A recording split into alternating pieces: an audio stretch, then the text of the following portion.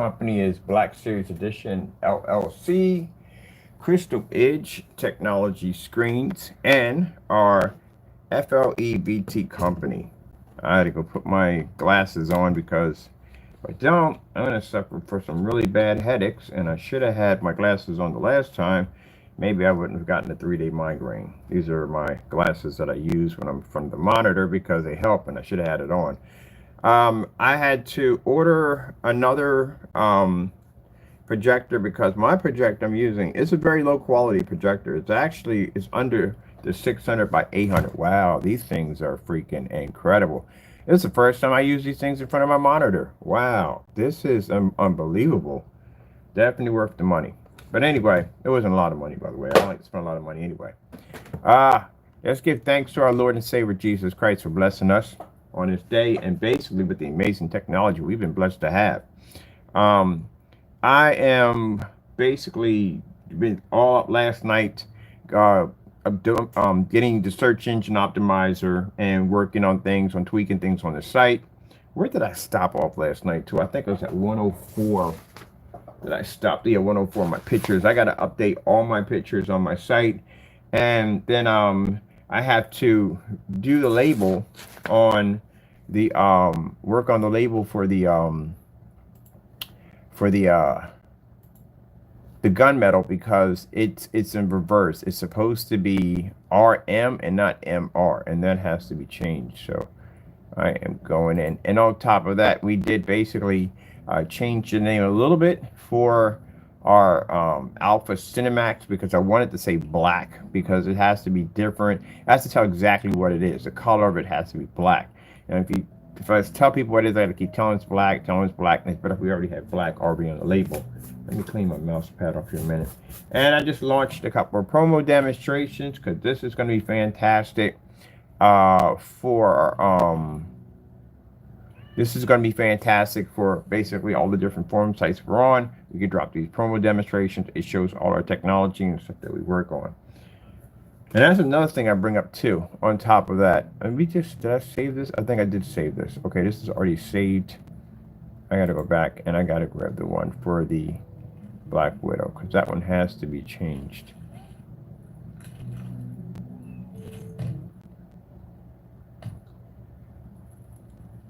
So our Black Widow technology will be launching tomorrow. This is one of the most advanced black metal screen paints we've ever developed. And then if you saw the test demonstrations we did on this product, it did quite nicely. As a matter of fact, we got a beautiful day today, so I'm going to be out at 5 o'clock with my 1000 lumen projector. You guys working everything out. So let me go over here and get this, because I got to change this. Why do we have this in this mode? What's going on here?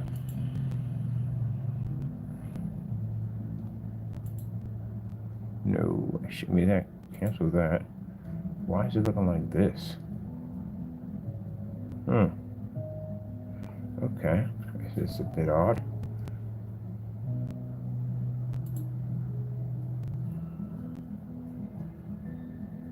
Oh, because it was being done for the label, because we were going to do certain labels, and I wanted to make sure they were going to fit on the containers, and I thought I had to alter the labels to make them thinner so they would wrap around the can. That's what that was for. Got to get my original ones. But anyway, as I said before, for a minute, kind of caught in mid-thought here and working on this, trying to get this done. Yeah, so it's actually one of the most advanced gunmetals on the market. We've already tested against high-end certifies. I'm hoping that my other surface will be here so I can basically do my demonstrations against that surface too also, which is another high-performance screen. And it is the most affordable gunmetal on the market. And this gunmetal will be on site quite a bit. So will the other products we'll be having on site too also. I think this is it right here. That should be it. There we go. All right, I got to come in and I have to change. Ooh, we saved it already. That means I have to go in and I have to just remove this section right here, because it's supposed to be RM and I got it backwards. I think when I was doing it, I forgot. I was changing things around, but All right, I need to go in and I need to cancel this and I need to get access to the retouch so I can remove this whole section out because I have to do that again. Probably going to have to do the whole thing again, knowing me. Which I don't want to do, but I'm probably going to have to if I can't match that same from a font. It looks like Impact. That's what it looks like. Impact. Font is Impact.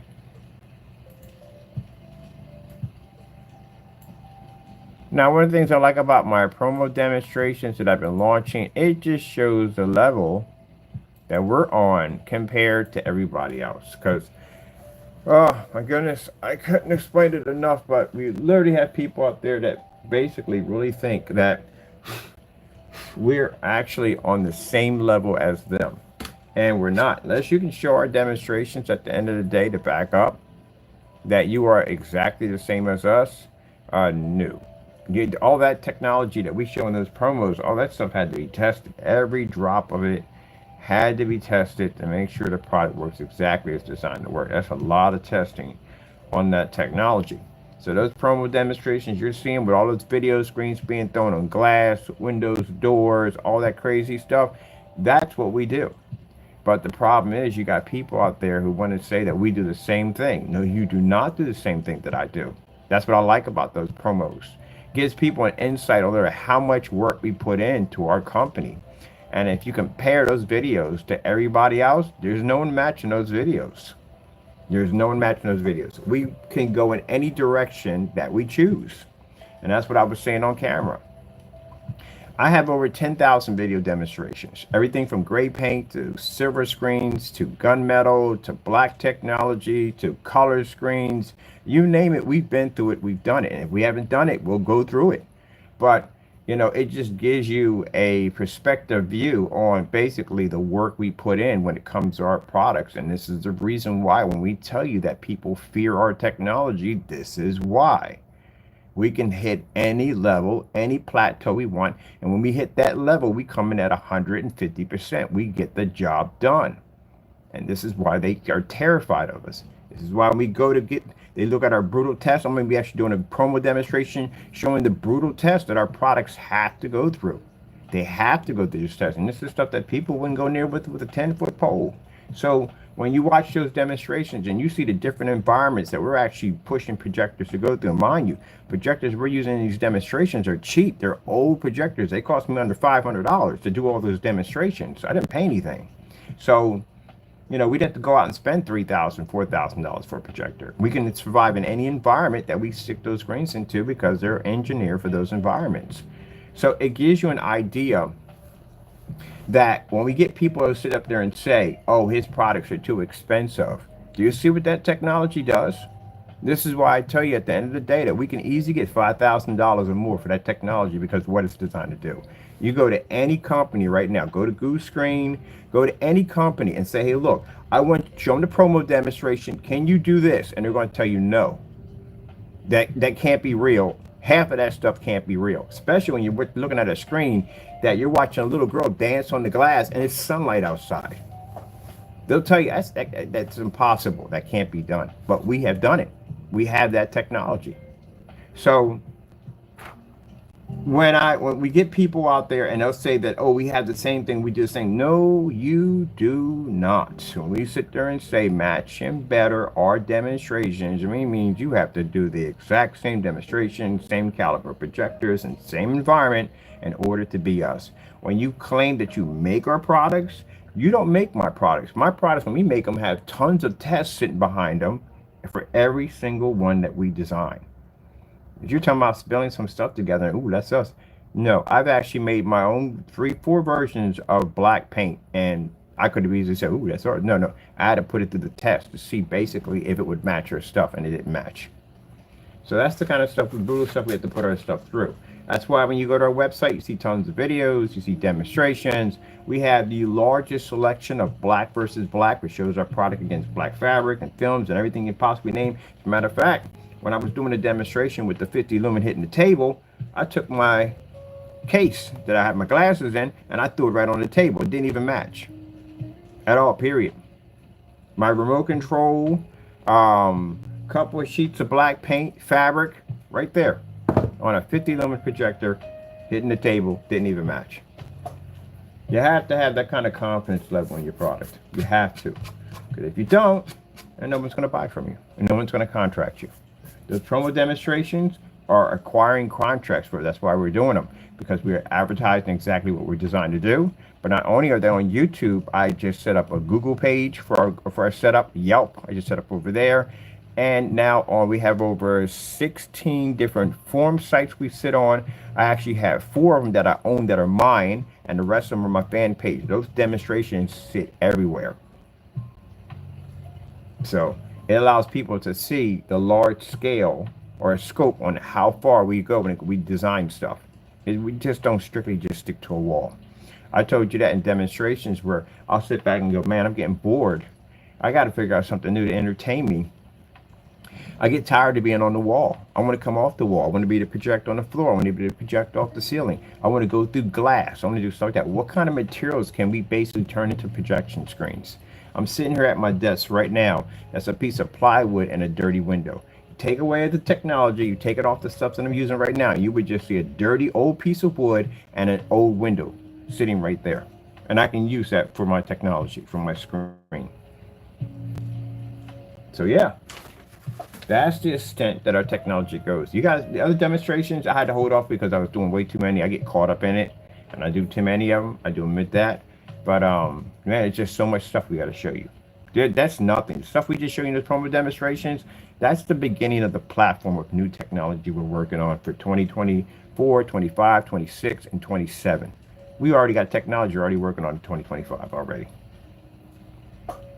So when I sit there and say that we are way beyond, there are other screens, we're way beyond them. Right now, that technology sitting on that wall right over right next to me is a $300 gunmetal. It's more advanced than any gunmetal right now. I got another surface coming in. Another high performance surface from another big company coming in to go against that technology. And it's ultra dark, which I'm very excited about because I want to see exactly how it goes with my screen at the end of the day. We take that one down. Oh man, that's it. That's it. So right now it is considered to be the most affordable gunmetal on the market. And yes, I have been to the forum sites. I have talked to people who have these expensive high-end screens to see what their outlook would be about this technology, and to go in there and say, hey, what do you think about a screen paint being able to dominate or take over or overpower a gunmetal physical screen? And they would tell you it's virtually impossible. There's no way in the world a screen paint is ever going to compete with a physical screen. I let them talk, let them give their reasons why, and explain everything to me on why I'm completely wrong and I'm out of my mind. And I have no idea who they're talking to on the other end. I like to listen. I just sit there and just listen to them speak on why. And then I show them this technology. I show them their projection screens that can't read the contrast level that this screen can read and the color that it can pick up. The fact it picks up a tremendous white level so high that a gray screen can blend right into it on its white levels. That this screen can go outside if I want to. It also has the ability that's fully ultra short throw compatible, which means I don't need a special screen in order to run an ultra short throw because this one automatically does it. And more shocking to them is the caliber of projector I was using in the demonstration, because they thought I was using a high-end projector. I said, no, you see that why use your projector in 4.3? Yeah, my projector's in 4.3 because it was developed, I think it was discontinued in 2002. So I explained to them my projector is 600 by 800 720p SVGA. It's an old relic. It doesn't even have an HDMI port on the back of it at all, period. And that's what was able to overpower your screens at the end of the day, and it runs perfectly on our technology. I bet you your projectors right now in this room cost more than the one I got behind me right now. Now, that's not the hurt piece yet. Here comes the hurt piece. Because remember, the certified screens basically talk about their high gain capabilities and the ability to pull a heavier contrast. But now you got a screen that pulls a much darker shade of gray, and my gain capability would have to be much higher than yours because I can go outside and you can't. Now, consider the fact also, too, that when we talk about price point, these screens cost $6 grand, $5 grand, $3,000 for a 100-inch. That's it. I show them a screen at 250 inches at a gallon at $200, I think, and $87. That is an extreme hurt piece. Just about everybody left that room. That was the end of it. Now, again, for those people who claim to have gunmetal, you have to be able to take out an official certified screen, and you're going to have to do this in an environment that you are uncomfortable with. I'm not uncomfortable with this because we specialize in ambient light rejection technology, so it's normal for us to be in fully lit environments. But if you've been doing demonstrations in these fully ambient light controlled environments, this environment is going to be extremely hostile towards you, and you are not going to like it. We thrive in these environments. I like well-lit environments because it's what our technology does. But again, if your technology does not work in these environments and you have to be in controlled environments, you're not going to like it at all, period. And if you're claiming to have gunmetal, number one, all gunmetal is ambient light rejection technology. It's a big requirement. You can't walk into a forum site and says they have gunmetal. It's not ambient light rejection. Like, get out. Because it all it is. They have high numbers attached to their screens. What's the gain on the screen you have over here? Ours is basically called a fusion light energy. We have to prove that fusion light energy exists because, again, they're not going to go by that. So we show our demonstrations of screens and windows and ceilings and all that stuff, places their screens can never go to. It has to be real because we can't go there, and we can. And what basically does the most damage is showing a screen that can absorb 100 lux of sunlight. That does it. That's the end of it. The ceilings do enough damage. But showing a screen outside in sunlight, the very thing that terrifies their screens from the door is the very thing our screen can thrive through. So now they're interested. Now they want to know, what is this fusion light energy technology and what's it all about and this, that, and the other. And that's when I leave the room. Let them think. Let their mind wander a bit. You can come find me when you're ready. That's how you do your demonstrations. And this is why I like to go to these forum sites, because I like to talk to the very people who know their products, and they know their products. That's why we talk to them. They know their products.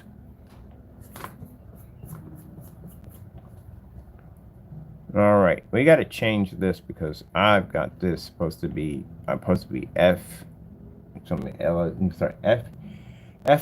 and it's supposed to be in reverse. It's supposed to be RM, but I'll put it the other way around. That's what it's supposed to be.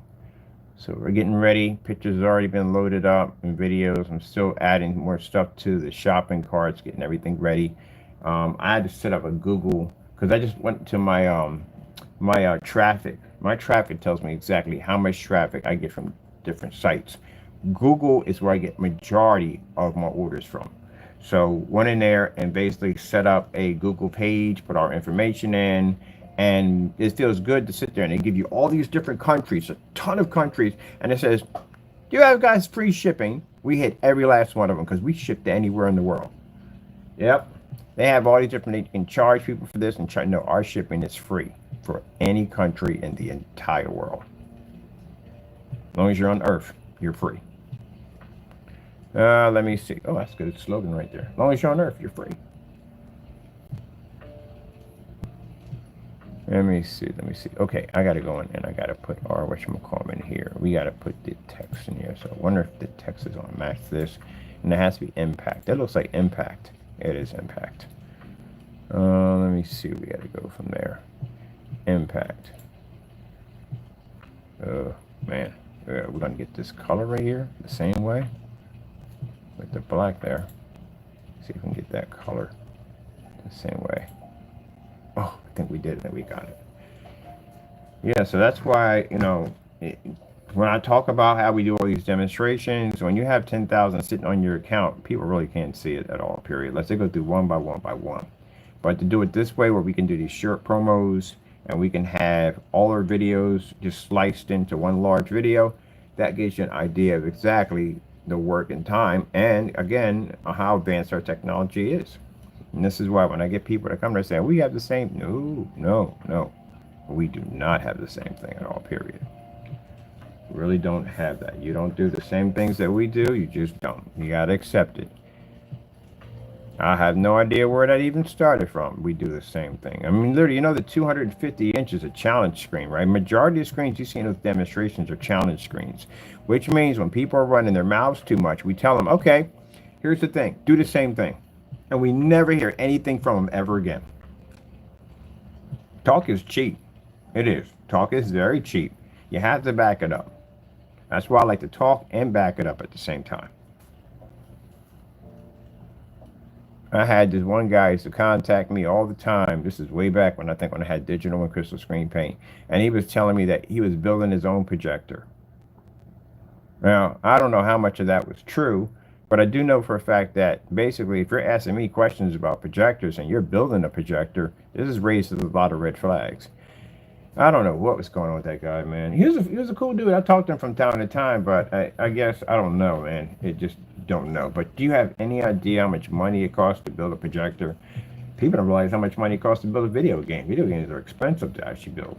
I mean, it's a lot of money. I mean, back then a little easier, but now, yeah, we're not fooled by the ding, ding, ding, ding, ding, ding anymore. We got to hear real sound effects. Something sounds real. You fire a gun off, and like that doesn't even sound like a real gun. It doesn't sound like a real dog. Yeah, it has to be. Everything has to be realistic now. But anyway, yeah, I was just trying to explain to him that at the end of the day that how much money projectors cost a ton of money. Then you have to go through tons of research, and you have to go through freaking safety requirements and make sure that sucker you don't plug it in and middle of the night overheats and burn down your house. All kinds of stuff you have to go through. And then basically, when the nightmare, you have to go through something called mechanical patent, which again, if you ever look one of those up, it's a nightmare. I mean, if you're basically in the field of engineering, hey, that's your field. But I couldn't imagine doing that if you're not in the field of engineering, because that is an absolute complete nightmare. I think that's the reason why some people have amazing ideas and they just never go forward, because the whole patent process is a freaking nightmare. Well, at one point it was, but then when you got places like LegalZoom, they make it a lot easier for you to basically get patents and get trademarks and all that stuff and copyrights. But before them, it was a freaking nightmare. I actually did one. I actually did a patent for the Crystal Edge technology screens, and I did it myself. I would never, ever do that again. You couldn't pay me enough money to do that application again. It was like reading multiple phone books. I would never do it again. Never, ever. Couldn't pay me enough money. That was just too much of my life taken away from there. All right, we got FLE. So Lord blessed us and gave us exactly what we wanted. We wanted a gunmetal technology. I sat there and said before this stuff was launched, we wanted gunmetal technology that, I don't think I'm gonna have to do this whole thing again. We wanted gunmetal technology. It was more affordable, way more affordable than the gunmetal certified screens. And we wanted something that everybody could afford. Okay, we're literally gonna have to do this whole thing all over again, because I'm never going to get that the way it was. I don't even know how to do that at all, period. Let me see. Put this right here for a minute. See if we do it on a reversal. Nope, that's not going to do it. And that's definitely not going to do it. Okay, so reverse and put this over here and then put this over here and see what that does it. Ah, that's it. I knew it was one of these. Yeah, you got to play around with these things for a little bit. There's so many different options on how you can change this around to get this thing to work. I finally figured it out. All right, that's cool. And we also, too, have changed a little bit of the title of our Alpha Cinemax. It's now an Alpha Cinemax Black, because we have to basically abbreviate what it is, because, again, we're shipping this stuff out, and they have to know exactly, okay, you guys got this color, you got that color, and what is this one? At the end of the day, it really doesn't say what color it is. It really have to put a color on it. Screens we're going to be working on next, after this one launches, is we're going to start working on the Black Platinum Silver, which is going to be much lighter than this one right here. So it's still going to have to maintain its contrast levels, but it's going to be a little lighter. And the reason why we're making these products is because we want something where we can basically cater to everybody. Some people like the black technology, some people want the gunmetal, and then we'll have something a little lighter than the gunmetal. This is actually going to be a dark silver technology we're working on. So this is going to be fun. And on top of that, we have the gold onyx. This is also found on the other page. It's actually literally like a goldish screen. We had them before, and they sold quite well. We're going to bring one back. Let me see if we can get this right a little bit here. There. Oh, I got it. I was able to match it. Hold on for a minute. Let me show you what I'm doing over here. I was able to match it. Yay. So yeah, we're going to have that and coming in. And then we have a church paint coming out. Our dedicated Christian Cinemax screen paint coming out. Because the reason why we developed that, because sometimes with the churches, they don't want the black screen. They don't want a dark gray screen on their wall. They want something that's going to pretty much blend in with the church's environment, and that's what we're developing. We've had it before. It sold quite well. Bringing it back again. All right, let me see. It's supposed to be RM. Let's be R dash M. Let me see if we got this right.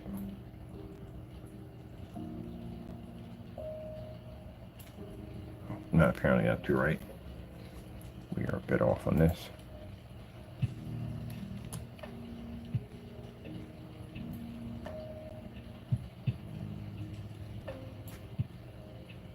So all we're trying to do in RN is just trying to make good products for everybody that affordable. And I do know at the end of the day, it comes with business, that we are going to get people who do not like us. But that's part of business. That's what you're going to go do anyway. I told you I worked at this restaurant that had I didn't even know there was a rivalry going on between that and the other restaurant. I had no idea that these guys had this kind of beef between each other. But they did some dirty stuff at the end of the day. I think the last thing I saw when I quit was basically the bucket of rats. Literally, I lied to you not, a bucket of rats. I'm like, are we kidding me? Like, I can understand you guys are gonna have a little wars back and forth. Like, I thought was kind of funny was the little wars between Chick-fil-A and McDonald's and Wendy's and all of them when they were messing with the message board, and it was funny jokes. It was all fun. Everybody was laughing off it. It was just hilarious. I think that's a professional way of basically having fun and basically in competition with people, you know, that you do business around. Not that crazy nonsense is going to land you court charges and criminal charges. When you start doing that, you cross lines, too many lines. But anyway, yeah, this guy wanted me to take a bucket of rats over to this restaurant and dump it in their back door. I'm like, gee whiz Louise. We getting to this point now? I mean, the terrifying part about all that is it's only a number. It's only a matter of time before they start poisoning each other's food.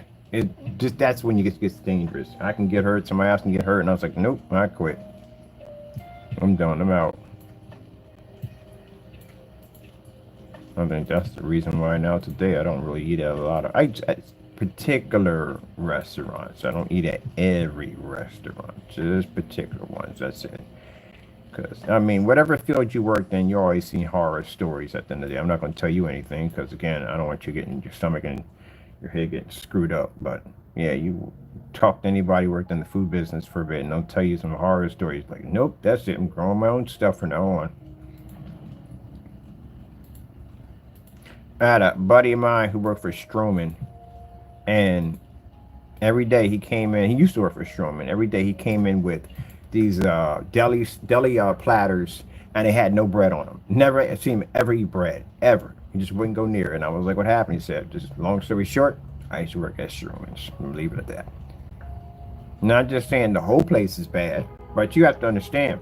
This is why it's important to pray over your food. Extremely important to pray over your food. Because people think, oh, those places are monitored. Yeah. Okay.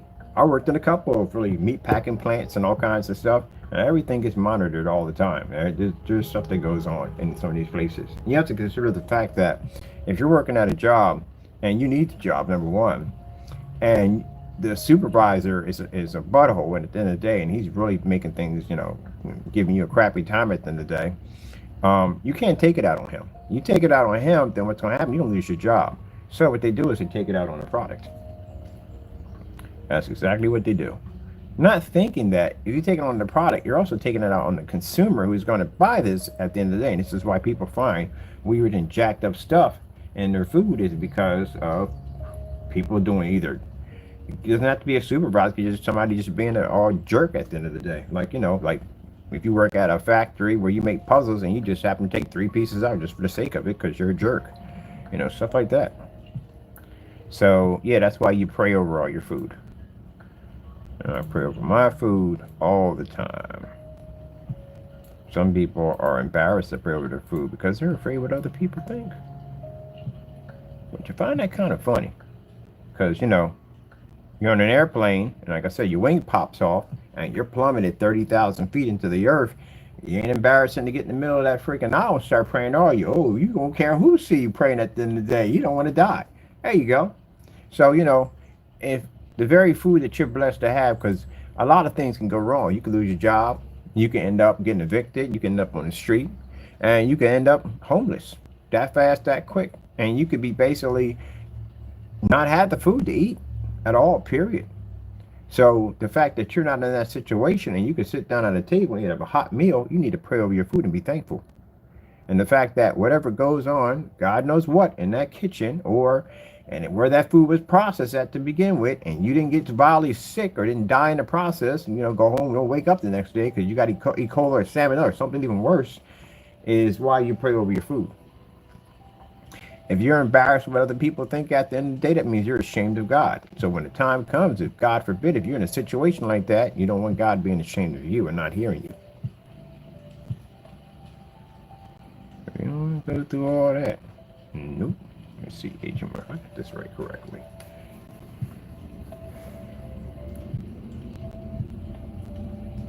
I went to on a date one time, and I would never forget. I went to go pray on my food, and the girl got embarrassed. Like, she was really embarrassed over me doing that. That already told me from the door I was not a person I want to be around.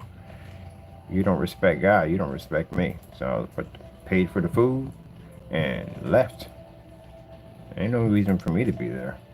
If you're embarrassed about God. Some people are like that. They get embarrassed. But when something go wrong, the first thing that come out of your mouth is, oh God, help me, Jesus. That's the first thing that come out of your mouth when danger comes. Yeah, well, you want to listen now.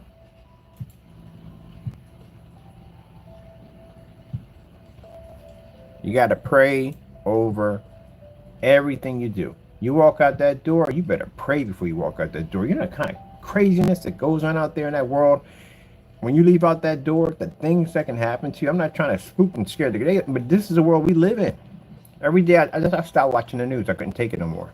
Every time I turn on the news, I pour some poor soul that passed away.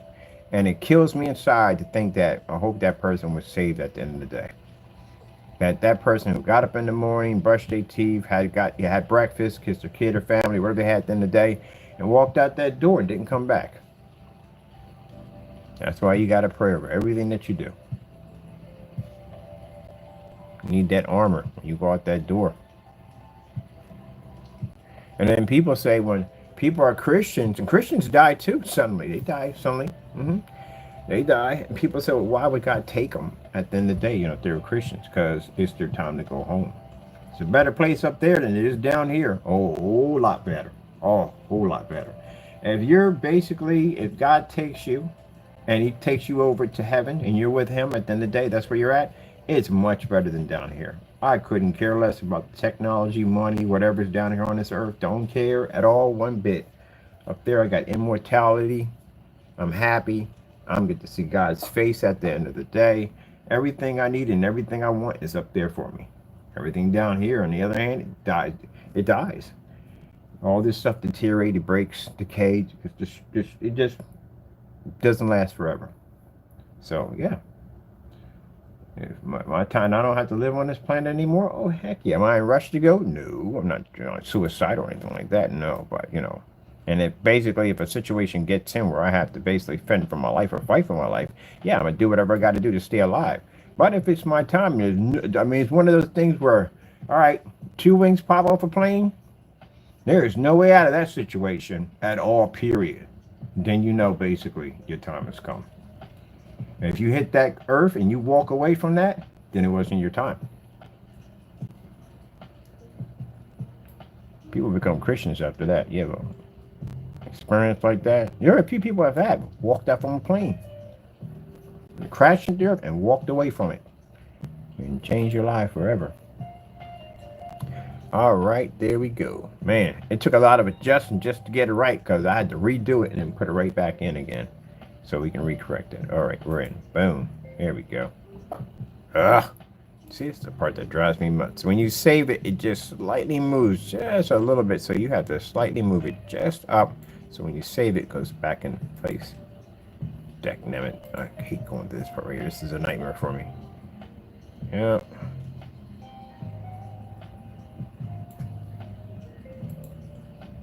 Ah, yes.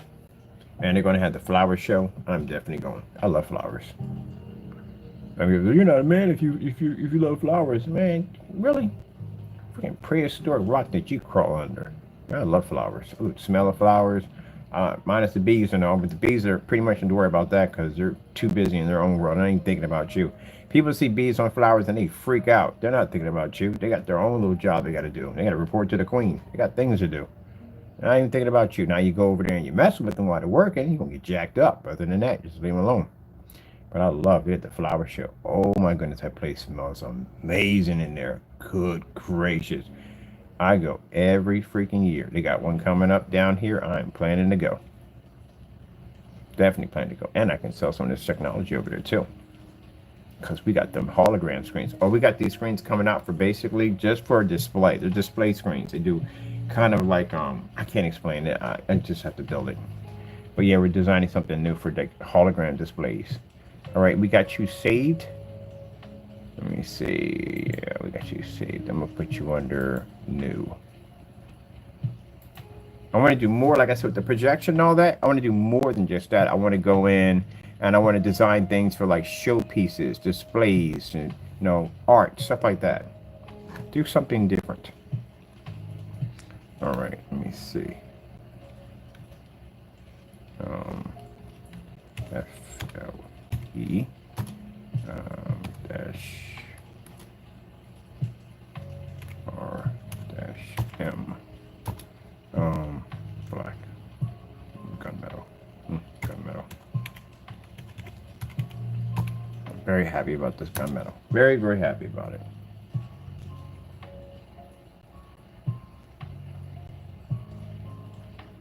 Don't put down new in there for it. No, because every time I tag one of these pictures, it's literally going to be, I have to tag it exactly the same way. Or it'll be a headache, which I found out last night because I went to go check my search engine optimizer, and my home page has a red mark next to it. I'm like, oh gee whiz, what went on in there? Because when I changed it out, all my pictures had text attached to them describing what the pictures were, and I removed them, put the new ones on, and the new ones don't have it. So I have to go in, and I have to, right now at 239 images in there. I'm at 104 right now. I got to go in, I got to do all that, get that done so I can get that check of approval so I can basically get the Google tweaked the way I need to get it tweaked. Because right now, finding out that majority of most of my orders come from Google. Some come from here on Facebook and stuff like that, but most of them come from Google. So I had to go in and do some stuff with Google. So I just posted a bunch of customer demonstrations or video demonstrations to promo demonstrations, which we have now because that's everything on it. Yep. So I'm going to do some promo demonstrations strictly on floor technology, strictly on ceiling technology, big screens, but I want to do a bunch of them all together. And then our happy customers do it one like that. Let me see. All right, this is already saved. So I'm going to go to, let me see. I need to go to, where are we at on this? We are, yeah, this is what I have to go to today. The search engine. This is, you got to know all this stuff on your page. It's pretty easy to learn. It's not that hard.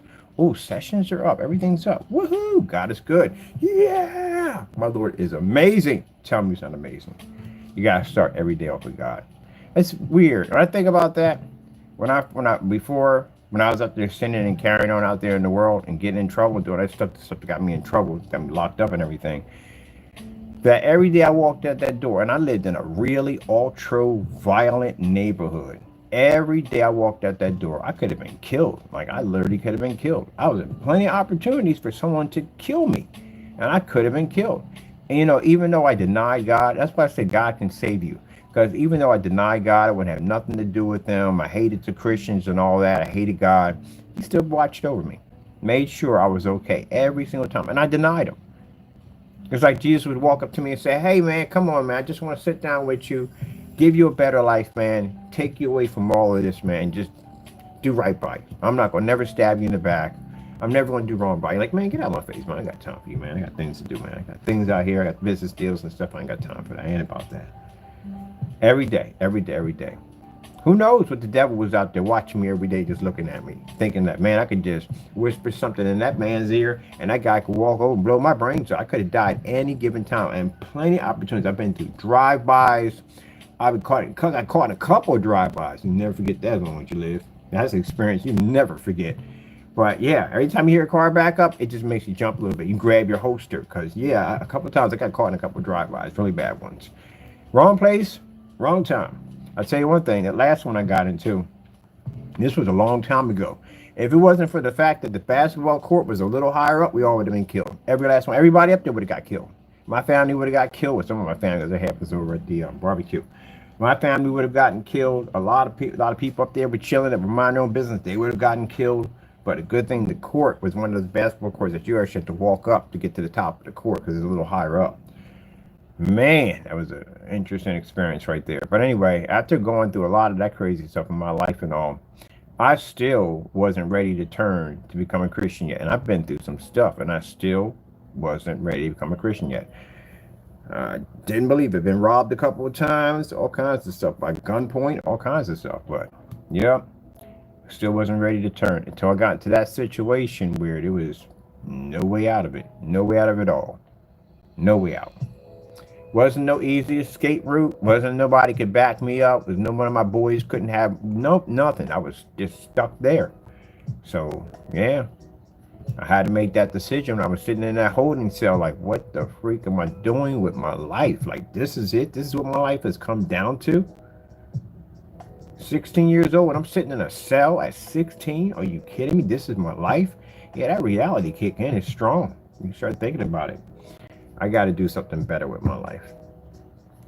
I'm already making decisions. The devil's in there thinking like, oh, shoot, I'm losing them. I'm losing them. Yeah, interesting, too, on top of that, when you really think about that, is the fact that the devil was the one that was out there having me deny God. And therefore, he was having people out there that wanted to kill me at the same time.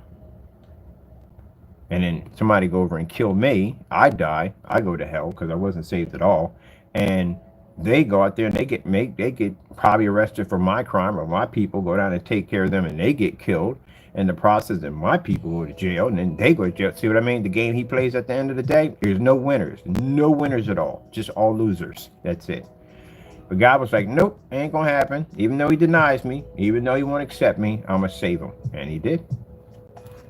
So that's why I'm here right now, telling this story, looking at my company and my business at the end of the day. Because my Lord took me, a person that was on the street carrying on and getting in trouble, and made me this person at the end of the day. Oh man, everything shut up. Thank you, Jesus. God is absolutely amazing. So I'm going to show you, this is where we find out exactly a traffic overview, what we get right here. And this just shows like where most of our traffic comes from. So this is direct right here. That's Google. See, we get a lot from Google. That's Facebook. We get more from Facebook than we do from YouTube. That's what we get from YouTube right there. And this is like redirect to reddit.com. Don't have a setup on Reddit. I had to go over and pop over and see what we got going over there. Set something over there. So our Facebook page, yeah, because our Facebook page is massive. We're connected everywhere on Facebook. That's why. YouTube, I'm only on like this channel. Oh, actually, I got 2 channels on YouTube. That's it. But on Facebook, I'm on 16 different forum sites. I'm all over the place down there. And no, you haters can't go down there and try to badmouth me because they know me down there at the end of the day. And you don't want to go down there anyway, because I'll put your stuff on challenge in a hot second. I literally will put you on challenge in a minute. So again, if I'm down there having debates with these big boy screens down there and just about everything else there, you won't stand a chance in me having a debate. I can finally get you to answer some of these questions. I would like to know about your products, because again, I'm not doing this to be rude. I'm asking you basic questions. If I ask you a question about your range gain and I read something on there, I'm gonna ask you questions. Anyone's gonna ask you questions on that. You can't get on the offensive and get angry. You know, if you ask me a question about FLE technology, it's fusion light energy. Does this actually work? Yes, it does. Here's some multiple demonstrations we have with actually collecting sunlight and doing the tests we're doing. You know, we showed contrast levels on that window. We showed color levels on the window. We showed everything we could to show that it does advertise, you know, so it does exist. We have it right here. Advanced ambient rejection demonstrations. We have it on site. We have it here. We have it there. We got to paint at the ceilings. We got to paint at the floors. We got it everywhere. So it does exist. So right there. Is your product a one-coat application? Here we go. These are multiple demonstrations of us painting the screen in, or boxes and sheets and everything else. You can spray it in. What are we going to do? Does it work on 1,000 projectors? Where do we start? I literally have a page dedicated to our 1,000 projector, and it doesn't even hold any of them. Go to our YouTube channel, type it in, it'll pop right on up with no problem whatsoever. You said your stuff works on certified. Can you back that up? Here you go. Type it in, certified. Everything is there. Is it ultra short though compatible? Where you want to start? Do you test your product against other black paints and fabric? There you go, right here. Knock yourself out. There you go. We've done all that stuff. So you can ask me all that stuff, but if I go to them and I say, hey, have you done any black versus black tests? We get met by curse words and everything else under the sun. Oh, gee whiz. Have you tested your stuff on ultra short though projectors? How many demonstrations do you have on ultra short though? This is the only one. Where's the rest of them? Then we get ridiculed at the end of the day because they feel we're attacking them. If you feel that I'm attacking you when I'm just talking to you, you are not going to survive out there, because they're going to ask you a ton of questions that you can't get around, and you're not going to survive on any of those forum sites. When they sat there and said I have bad customer support, I have the best customer support from my customers. I'm in constant contact. Matter of fact, majority of my customers are on my Facebook page. They know my family. I know their families. At the end of the day, I have very good ties with my customers.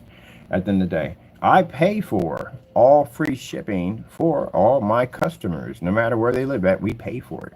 So I'm very good. My customers come in, they return items. We have a return policy where customers can return the items over here, so we can basically test them to make sure they're working correctly. We show the product is tested before it's shipped out. We show the product is tested before it's sold. The gunmetal technology we have on the wall, nobody can buy it. Guess what?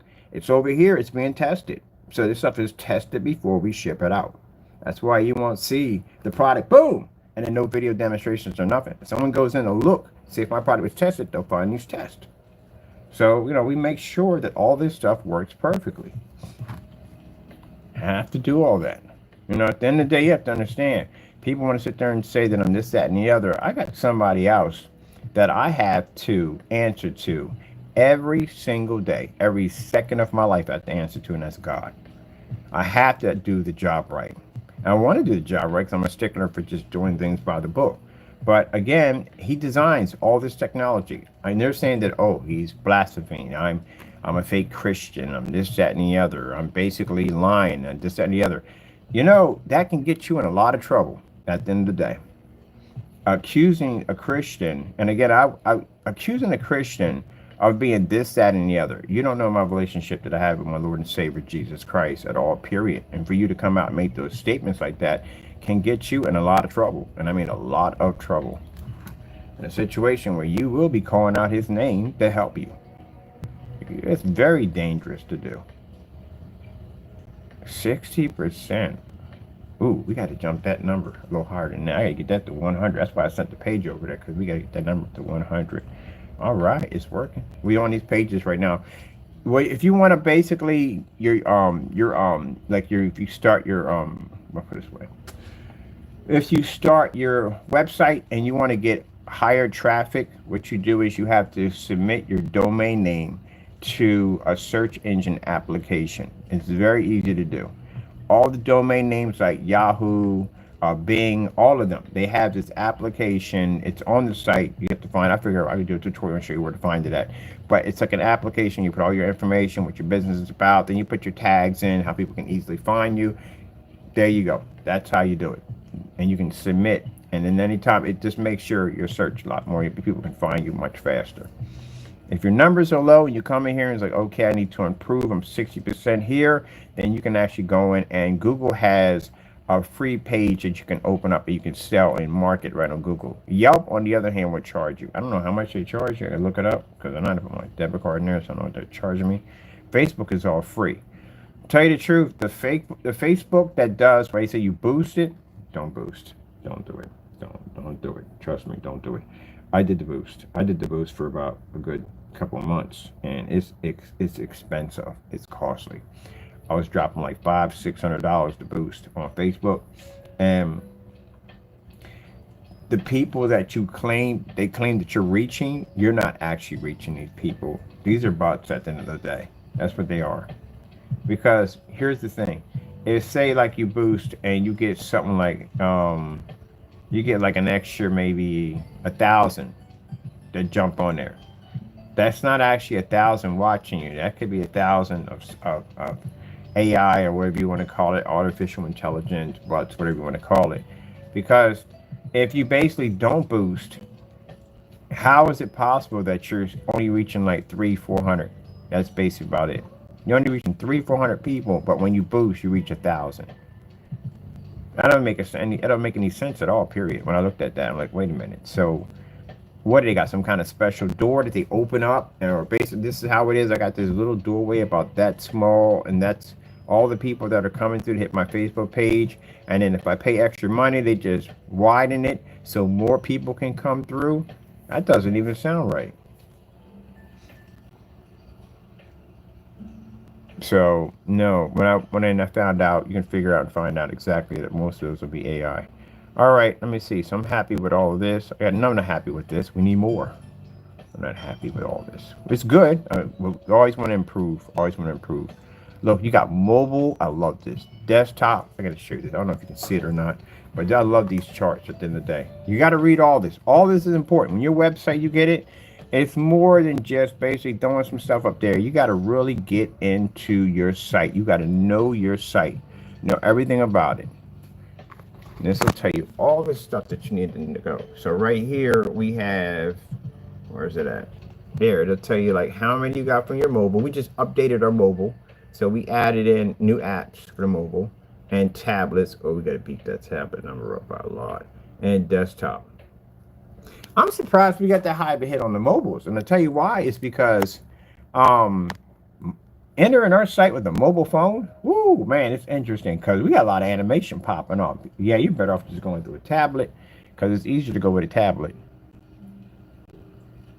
All right, so we got to update that. All that got to be updated. This is actually pretty good. And right here. Oh, man. And this will tell you the different countries. Oh, I don't know if you can see that right there. Let me bring this down a little bit more for you. All right, so over there will tell you the different countries that are basically visiting your site. So we just get hit just by just about everybody. It'll say one, like it'll be one person or a two person or whatever, but it'll tell you like how many from here. United States, here we sell big in the United States. UK, we sell big in the UK. South Africa is another one. Ecuador, really? Ecuador, that's awesome. Canada, we do a lot of business in Canada. Mexico, we do business in Mexico. Brazil, that's another one. So you'll see right here. It'll show you what you have right there. United States, United Kingdom, Ecuador, Canada, Mexico, Brazil. I want to show you that so you don't think that I'm just calling names off. I'm not showing you anything. Now, for some people sitting there saying, well, what about you, Ken? What about you? You talk about everybody else and you're a Christian. I got a lot of stuff I got to fix at the end of the day. I am not perfect. I am nowhere near perfect. No one's perfect. And a Christian starts believing they're perfect at the end of the day. Guess what? You don't belong here no more. It's time for you to go to heaven. You don't belong here. You're perfect. Christians got flaws. Any Christian comes here and tell you at the end of the day, well, you don't have no flaws. Yes, the heck you do. The fact that you just said you don't have any flaws means you just have flaws. I should tell you something right there. I had somebody tell me one day, well, I don't have any flaws. Yes, you do. The fact that you said that means that you just basically have flaws. Your body's not perfect. You have flaws. We try our hardest not to do so. Not to do so. And this is when you realize how cursed your body is. When you're living in the world, you don't realize your body's cursed. You're living in a cursed vessel. You don't believe that. People don't believe that at all, period. Well, if you look at Adam and Eve, they had immortality. They never got sick, never got gray hair, never got any disease, none of that whatsoever. They had immortality. They were perfect. We don't have immortality. We age. I don't care how much Botox, plastic surgery, how much you lift and all that. Not saying don't take care of yourself because you're supposed to take care of yourself.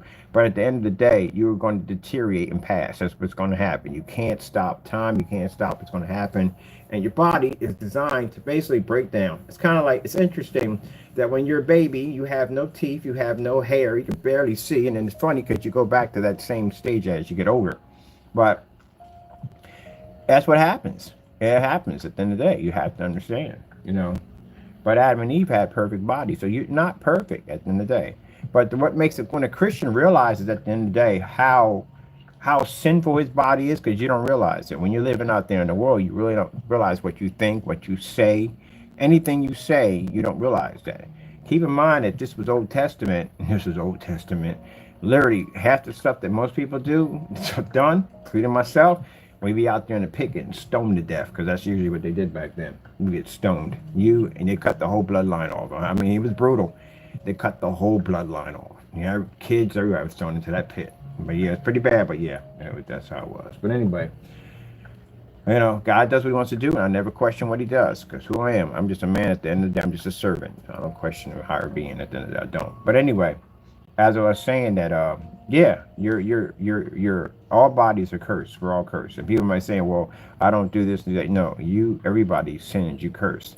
The thing about it is the fact that when you become a Christian, you want to try your hardest. You become woke. So you want to try your hardest not to sin. And this is when you realize how bad it is. How bad it is that you will punish yourself every single day because you messed up, because you messed up, because you messed up. You try your hardest. You walk out the door and you're inside, or basically you try your hardest not to be more like Jesus. Your goal is to be more like Jesus. That's who you want to be. Yeah, oh my goodness, I messed up. Oh, I messed up again. I messed up. You could be driving to work and somebody cut you off. You call it a curse word and go, oh man, I messed up. Yeah, for us, at the end of the day, it's like when people out there living out there in sin, you don't see it. But for us, it's like the equivalence of someone walking up and basically shutting their hand in the car door. It's painful. So we have to go back and we repent and ask the Lord for forgiveness. So as long as you basically are sincere and you are sorry for what you have done, God will forgive you. That's why he died on the cross for you, so you can be forgiven. But if you're not sincere and you're not sorry, and you're doing this and you're doing it over and over again, and you know what you're doing at the end of the day, you cannot be forgiven at all, period. So you won't be forgiven until you actually so sincere that you are. But then you realize when you go through this process and you realize, wow, the life I was living was full of sin, and that how cursed your body is, because you don't want to go back to that person ever again. You want to change and become a complete different person. And then you realize how sinful your body is. You're cursed. So, yeah, no matter what you feel is in the day, you want to do your best to serve God. You want to do your best to keep him be happy. You know, want the Lord to be happy. You know, you want to serve him. You know what I mean? You want him to look at you like you're a good servant at the end of the day. But then you mess up and make these mistakes, and you look at him like, man, I messed up again. God will forgive you for it as long as you're sincere in your heart. But it allows you to understand how cursed your body is, because you don't want to be that person. See, for me, when my time comes and I go to heaven, I got the ultimate gift. It's more than just seeing God. It's the fact that I get a chance to serve him without committing sin. I get to be that servant that I always wanted to be for the Lord. I will not sin. I'll have a perfect body. All I will know is how to serve him, and to serve him, which is what I want. But since I'm here in this body, I'm cursed. So yes, the body was cursed. Yep, it was cursed. So that's why we have death and destruction on the planet. That's the reason why animals murder and kill each other. That's why we have murder on the planet. That's why, because we're all cursed. So it's a beautiful world. It is. God gave us the beauty. He gave us a lot of beautiful things in this world. He did. But you have to remember where you're at. You're on a cursed planet. And everything around you is cursed. So that's where you're at. So you have to understand that, you know, I remember somebody saying this, and it's true. Some people might get upset by me saying this, but the day you are born, you begin to die. And it's true. That's what it is. The day you are born, you begin to die. That's how it is. Yep. Body starts to age. It's an aging process. What the heck is this hooked up to? What the say? Wait a minute. Where is that hooked up to? But yeah, it's the truth. You gotta face reality, people. Some people don't want to face it. Some people just want to ignore it. And some people will face it. I didn't want to face it. I didn't even want to think about it at all, period. I just want to go out there and live my life and do what I want to do. Yep. Am I happier being a Christian now? Oh, heck yes. Yes. I'll tell you one thing.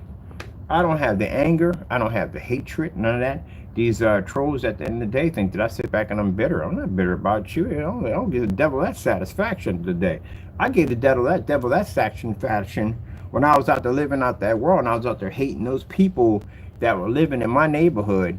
When I was filled with hate and anger and bitterness and all that, I lived that life already. I had that already when I was out there doing all those dirty things, letting Satan control me at the end of the day. Now, the stuff that comes on me right now, no, I don't give you that satisfaction, and I don't give the devil that satisfaction at all, period. And yeah, Christian will basically lose their cool, and they will. They're human. But we have to remember, we go back and we repent. We ask the Lord for forgiveness. We try our hardest not to do it again. Now, yeah, I said this on camera, and I do stand by it 100%. And I pray it doesn't come down to that point. I pray that my Lord basically watches over me, and he doesn't allow the devil to try it at the end of the day. And I know the Lord's not going to allow it to happen either way. But, I am licensed to carry. I carry a firearm. So I am trained to use it. And I have made this statement, and I do stand by it. If someone comes down here and they try to bring harm to my family or to me, I am definitely going to put you down. That's it. Simple and plain. It can't get no more cleaner than that. And you can say, hey, it's a threat. No, it's not a threat. It's definitely a promise. It is a promise. No one's going to harm my family. No one's going to harm my mother. No one's going to harm my god kids. No one's going to harm me or anybody else at the end of the day that I love. That's how it's going to be. And anybody else is going to tell you the same thing. No one's going to allow that to happen, ever.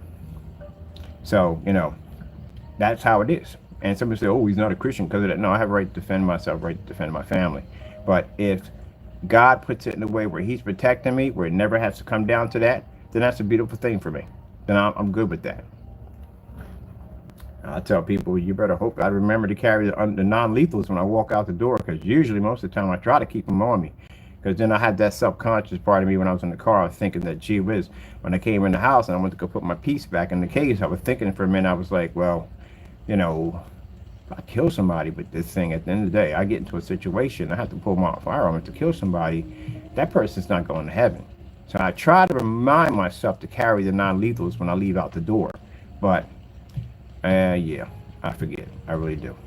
And no, I'm not a violent person. I'm used to carrying a gun on me because I came from a really ultra violent neighborhood, and it never leaves you, ever. I mean, yeah, I'm a man of God, and I believe in God, and yes, I believe he protects me, but that part of you just never leaves you, ever. All the stuff you see, the destruction, the death, suicide, all that stuff you see just about every day, yeah, it stays with you forever. So I carry one on me 24/7.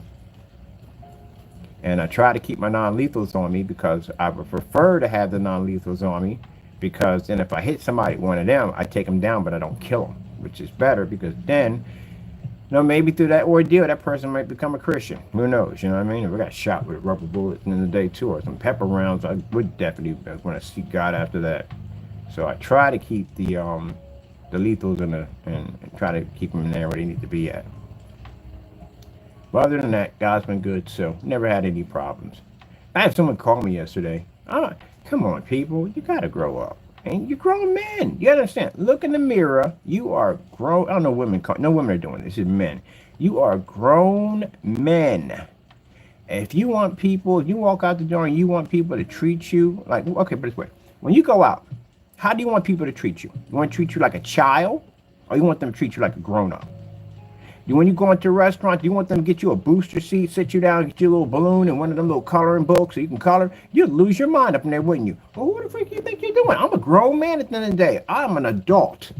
Then how come when you call people at the end of the day, you can't have the same kind of attitude? A client called me yesterday and said, hey, is so-and-so there? I was like, no, he ain't there. And he said, okay, Kenneth, like, what do you think you were doing at the end of the day? Do you think that was going to intimidate me, or I'm supposed to get scared? No, at all, period. I just basically block the number and just go back to basically doing whatever I was doing. That's it. But you just call. What was the purpose of the call? That's just downright idiotic. So when you look in the mirror, you remind yourself, you're not a man. Because grown-ups don't do stuff like that. Mature grown-ups don't do those kind of things. They have common sense at the end of the day. Common sense is something you just don't have.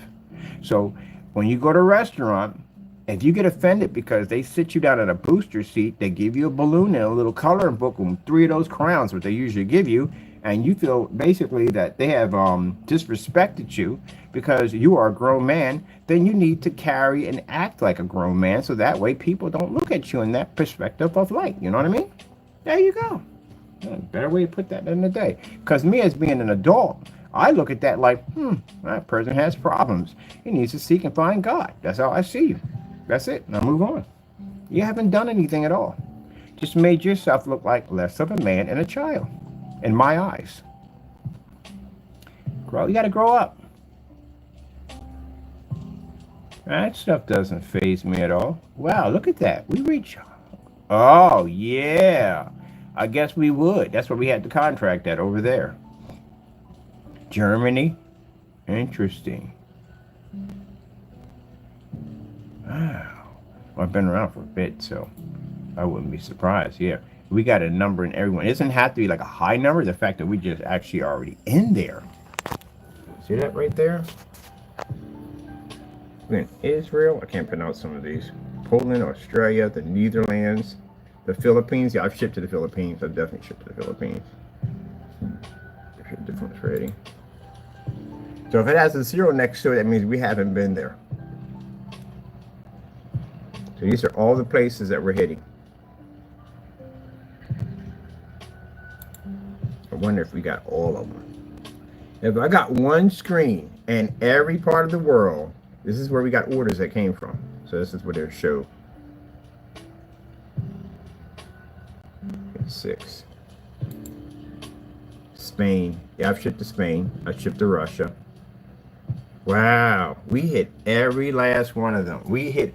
I literally now have a screen in just about. I even have a screen. Well, we did it. We do have one in Madagascar.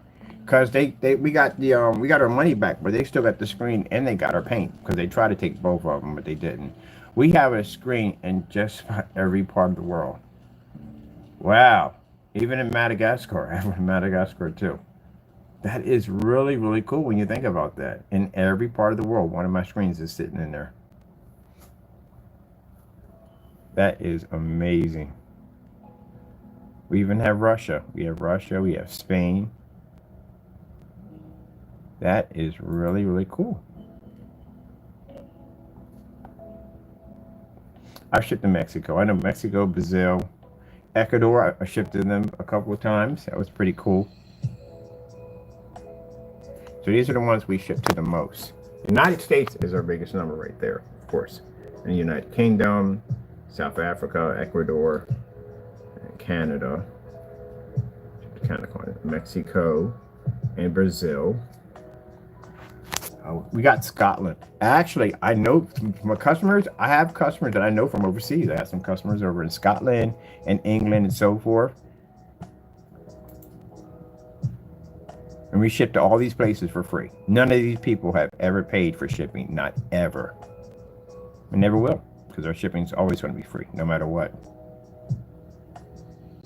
And if the big boy said, you know, Mr. Bird, you got to change that policy. You have to start charging these people. I'm like, nope, not going to do it. And if it means losing my shirt in the process, we are not going to charge for shipping. We're just not going to do it.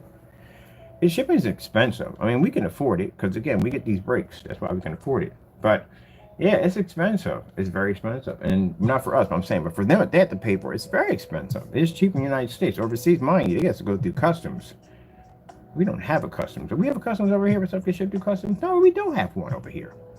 So it costs more. Because I remember my friend had sent a baby stroller over to DR. And I was like, they paid how much for that thing to go through? It was crazy expensive. You got to be kidding me. Sometimes it's more than the item that's going through.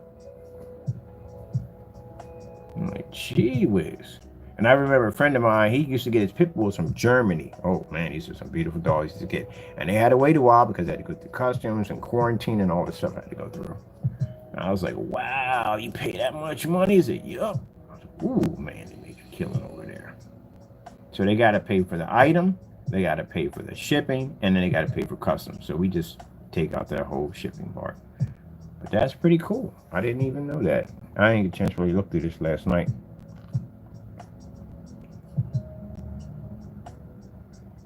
I'm going to go through my PayPal account and show you my returns and how many returns we get. I'm trying to figure out exactly where it's at. But it'll show exactly what our returns and how many we get. So it's not a lot of them. We don't get many returns. But when we do get them, I have no problem with them. I send them over. You know what I mean? We'll do a whole, whatchamacallit, we do the live and we test the product and make sure it's perfect. It works good for us when we have returns from time to time because this means that I can basically back my product up even more. I can have the customer send it back and we could do the demonstration. We'll show that it works perfectly fine. And the customer who we just did her product, she was a very, very nice, very, very sweet person, came in and talked to us and everything. And I said, yeah, not a problem. You know, they're trying to figure out exactly what went wrong on their end, but we were able to show it worked perfectly fine. And I think you can't show a product doesn't crack or peel. You can't get no more, precise than that, than basically rolling it down on a piece of cardboard. And we bent that cardboard so much that it started to turn into a piece of fabric. You know, it doesn't crack, doesn't peel. I have to do motorized projection screens. So if I'm on site and I got to coat this giant motorized projection screen and I'm not 100% sure this stuff is going to crack on me, this is not good. And this is not something I want to live with. Because again, the motorized projection screens are expensive. And you damage this thing, they can easily take you to court and they can sue you for this machine. So I have to make sure it works. I've done tons of motorized projection screens, done testing to make sure everything was working perfectly. And one of the things we do when we test our product, we have to go through that whole cardboard, crumble it up, and then crumble it up, crumble it up. We've done that. If you ever saw a demonstration called the block of ice, which is actually a pretty interesting one to watch, this is where we freeze the screen into a block of ice. We're the only ones who have it because we're the only ones who did it. Let me see. Let's go over here and let's find the block of ice. This is called projector screen. Just put down projector screen block of ice. And there it is right there. That's all I had to put down. Froze the screen into a block of ice. It was a non-crack or peeling demonstration. What better way to do it than to freeze your screen into a literally block of ice and then pull it apart and display it. That was a interesting demonstration. See, brought it out of the freezer. Oh, let me bring this down a little bit for you. So we had a screen we were supposed to be working for over in Canada. And these screens were going to be out there in the cold. You know, it's going to be out in the cold, it's going to be in the wet, it's going to freeze, this thing's going to get pretty brutal out there. So they wanted to make sure that the product wasn't going to get damaged or crack or peel, whatever. So I was like, okay, we'll just do a demonstration. So we basically taped it up first, because make sure it was really good and tight. Taped it up, soaked it in water, and then basically drenched the entire container in water and stuck it in the deep freeze. And brought it out, and we have our block of ice. Quick, you can see I froze the screen. And this is just to demonstrate. I had no idea how hard that thing was going to come out of there. How much punishment these things can take in. Keep in mind that cracking thing here. Hold on for a minute. I got music playing here somewhere. Oh, a kitty cat. There we go. All right, here we go. The ice cracking. Keep in mind. You can literally hear the ice cracking. Special coating that we apply to them. So put it on the stove and turned on the heat. So this thing got cooked a couple of times because I thought I was going to have to do 2 videos because I couldn't get it out of the ice. It was literally that embedded in. For screen paints, you can paint screen sizes of 180, 150, 140. These screens don't come in that size. It's just a portable screen for you to maybe take outside for backyard events or so forth. So that wasn't working. So I was like, okay. I'm just heating it up a bit. See, got the flame on and everything. So I can actually get it to remove from the pan a little faster. So these screens are designed not to crack or peel. When you do demonstrations, that's what I mean by you have to do things outside the box, way outside the box. I got the dishes and everything cleaned up in the kitchen. I'm gonna grab this thing, like so. There's a good grip on this. All right, it's kind of heavy. It's really freaking heavy. So block of ice, and 1, 2, Take this downstairs. Got the projector already set up for it. We want to take it outside. And this is the reason why every neighborhood I move to, people think that I'm crazy. Mind you, look out your window and you're watching a guy with a pan in his hand drop something onto the ground and beat it with a hammer. Other neighbors, when I had to test the boxes to make sure that the packages that we had in them, nothing was going to happen, because we bought this new foam to go into these packages. And I'm sitting there kicking this box down the driveway, and my neighbors are looking at me like, okay, did somebody shipping something he didn't want at the end of the day? I had to kick that box all over the driveway to make sure that we weren't going to have any problems, or fill the containers and drop them off 11-foot drop to see if the containers would burst. Yeah, make sure my stuff is working. But meanwhile, the neighbors are like, this guy's a really interesting neighbor. Didn't realize I was doing a lot of testing.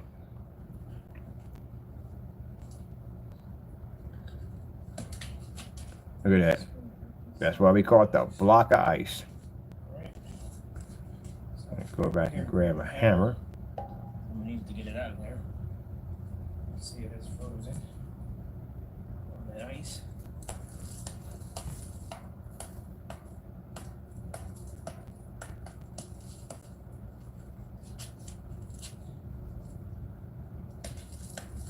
So this is what I mean by when you naysayers do these little videos of me, supposed to be my product at the end of the day. It's not my product, and state that our stuff cracks and peels. We do stuff like this to our stuff to make sure we don't have a crack or peel problem. That's why I can code it to a motorized projection screen and not worry about that, because that same ingredients, whatever causes that screen not to crack, is embedded in all the stuff we have over here. That's why I can do it in a live demonstration and crumble it up on a piece of cardboard over and over again and not have any problems. That's why, I can't express enough that do not do this kind of stuff, because again, this is going to end up in a courtroom somewhere, and this is going to be before a judge. We can back our stuff. That was a headache getting that thing out of there. I mean, I taped it together and it froze it, but it had to be done. Knocked off of it. Ice is knocked off of it. Right, so take upstairs. Max was heated when she saw that demonstrator. That's my new pot downstairs. But no, I had to go buy a brand new pot because she wouldn't touch it, because I had it outside and stuff like that, and I had to buy a new pot system. It's still frozen.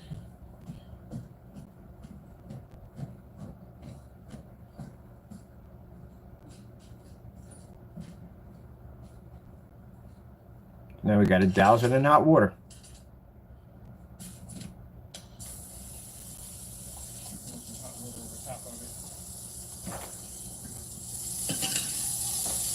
I want you to hear the ice popping when I had to pull that thing apart.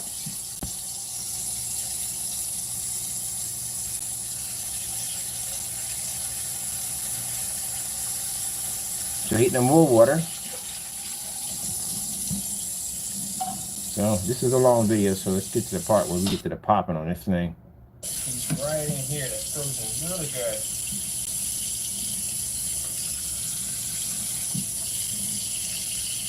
This may take a while to throw it out, because I really did a number on this thing.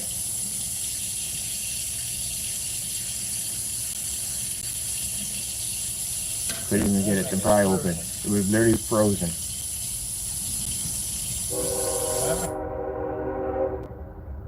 Separates because it is frozen. Seriously, all the way through. Curious to see what that looks like.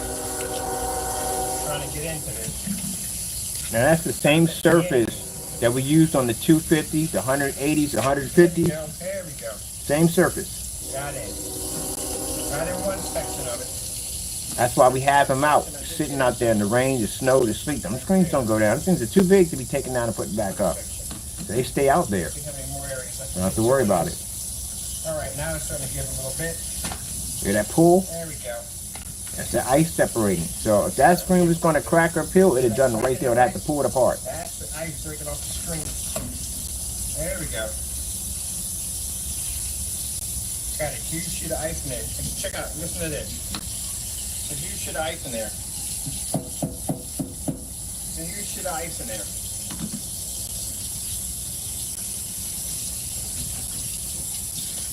So now it's starting to come unpeeled. You can see there's no cracks or anything in the screen at all. No cracks or nothing. Take some punishment. So I guess that new formula we designed, man, it's absolutely amazing because it's doing exactly what it's designed to do. And that's pretty much keep the screen intact, especially when dealing with a lot of cold weather.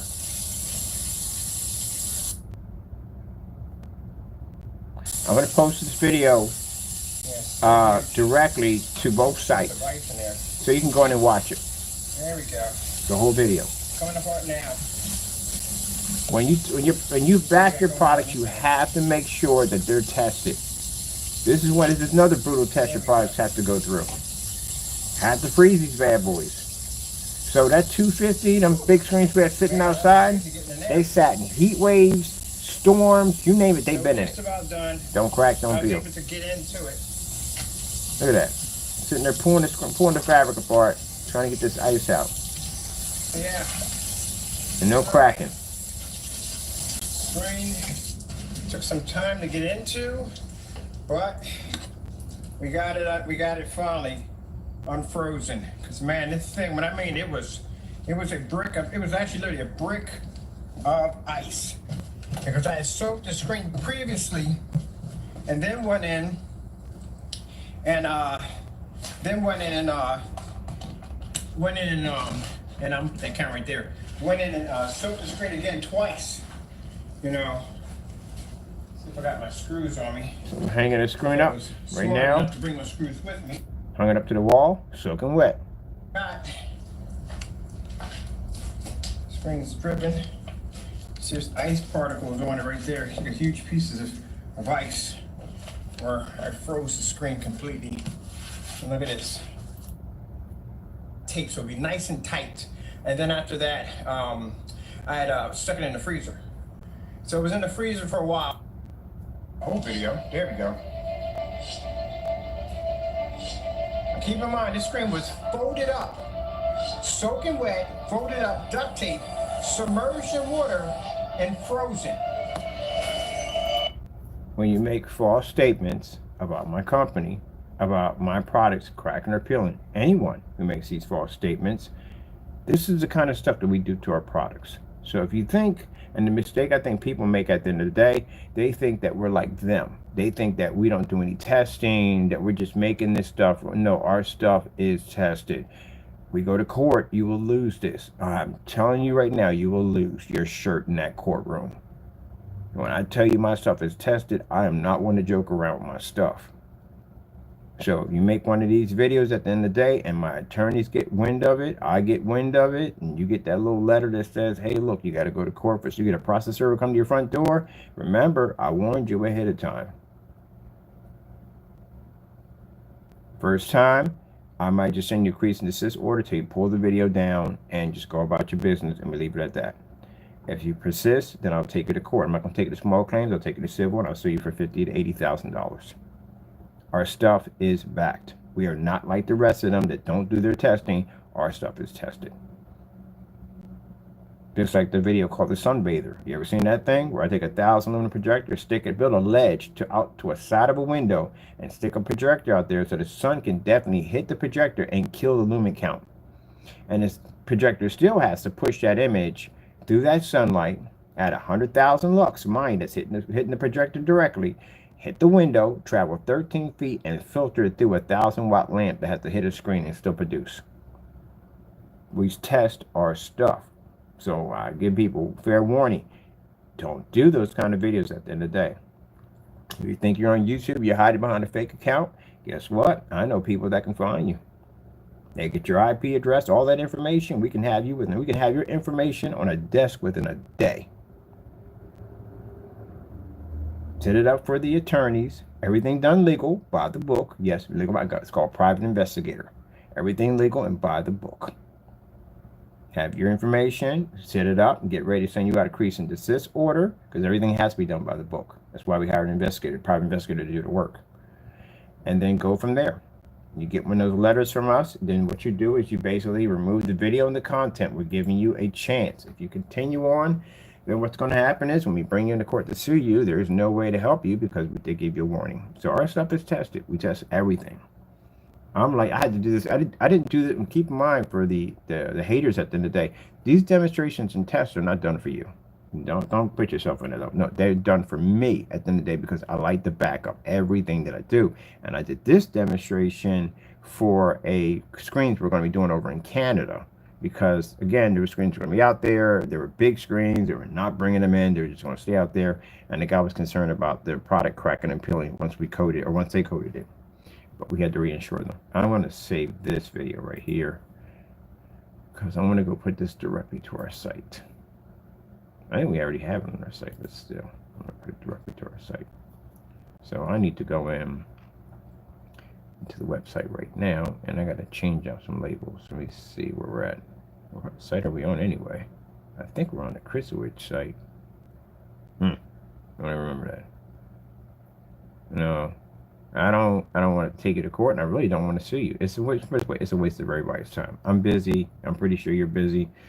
You got things to do, and I'm pretty sure you want to keep your money. I definitely know you want to keep your money. So, don't do dumb stuff. I mean, I understand even people, if they go out there and say that we're this, that, and the other, trust me, you don't know what you're getting yourself into. It's going to cost you a lot of money. It is going to cost you a lot of money. So don't get involved in it at all, period. We explained to the other fellow, don't get involved in it, and he jumped right on in. And now look at the situation he got himself into. So don't get involved in that nonsense.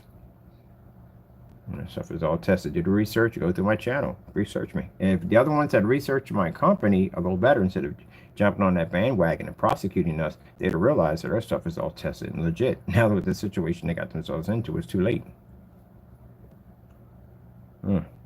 Might do another one of these. Let me see. Let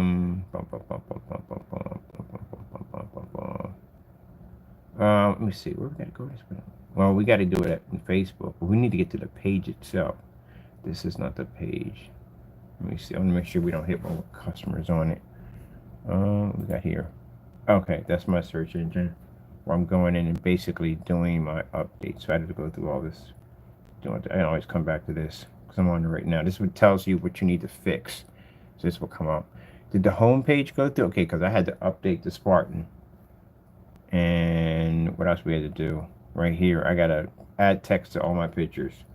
Just lesson you learn that when you add pictures to your site, make sure you put down what it's for, because if not, you're gonna go through every single picture and it's just mind-numbing. I'm not gonna do it here on the recording because it's mind-numbing. It's very mind-numbing. You'll be doing one picture to the next, at the next, at the next. It's like counting 20,000 pennies. Let me see. Let's just go back to home. And let's go to editing page. There we go. I think we're on the Black Series. No. Are we on the Black Series? Oh, we're on the Black Series, yeah, because we're going to do the updates. We got to change out the labels in here.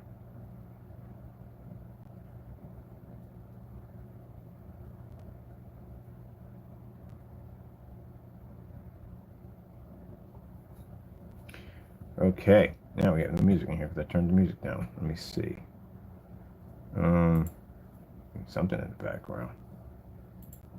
Copyright free loft music. All-time favorite music to listen to is loft music. It's very relaxing. Definitely very relaxing. This is what I listen to. I didn't know anything about this music. Let me turn this down some. I didn't know anything about this music until I started, I lived in that apartment. This is how I found out about it, because I didn't want to listen to any jazz, and I'm going to listen to something relaxing, something that basically that would take the stress and stuff I was going through. I was living in that place, and that's how I found this loft music, and I've been listening to it ever since. I like the vibe. I like the whole background. I love it. So it's very relaxing to listen to, especially when you're working. And you look for your copyright free, and have ones that are not copyright, like Loft Girl. Loft Girl's fantastic. I definitely listen to their music all the time. nice birds in the background. All right. Behind the back of this place, they have this lake out there. I'm trying to figure out how far that lake goes up. I haven't really walked the whole strip yet, but I want to see how far that lake goes back there, because I'm going to get myself a remote control RC boat with a camera on it and go through that bad boy. I was thinking about taking a drone through it, but I think I'm going to take the boat. The boat would be more exciting to just go through that whole curvy, and I think there's a waterfall in there somewhere. All right, let me see. I was trying to find Allentown's urban legend. Every place I go to has an urban legend. I was wondering if there's an urban legend out here. What do we got out here? We got like a Sasquatch. We got a sea monster. What do we got out here? We got a lot of woods out there. I know that for a fact. Never get used to that.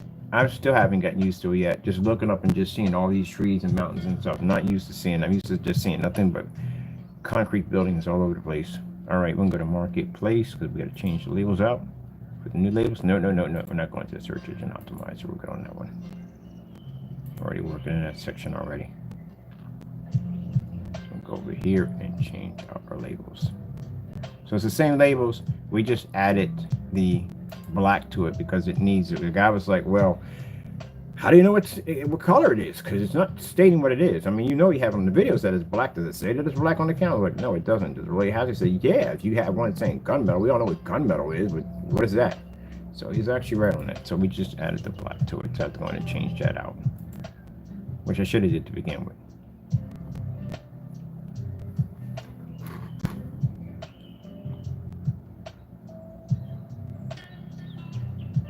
I want to see if I can take you guys to the Allentown Museum. Oh, the museum is beautiful. I love it. And they got something new they're going to have up there as a new exhibit. I can't wait to go check it out.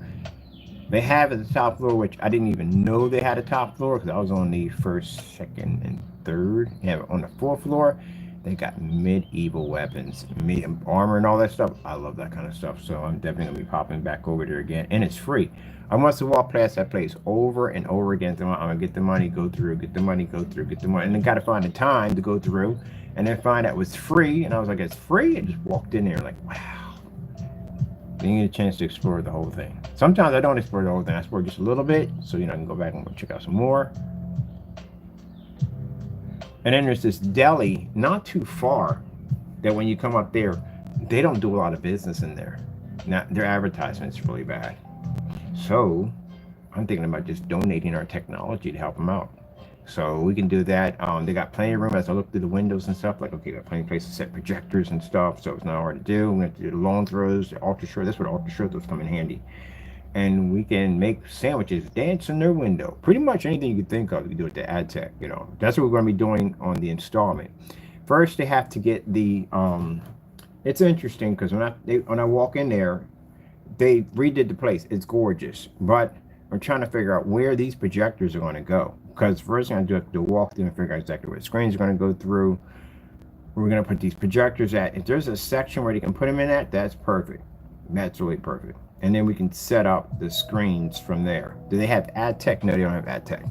Ad tech's not available yet. They have the advanced ambient light rejection. Cinema Black has an invisible version. That's what we're using in that demonstration.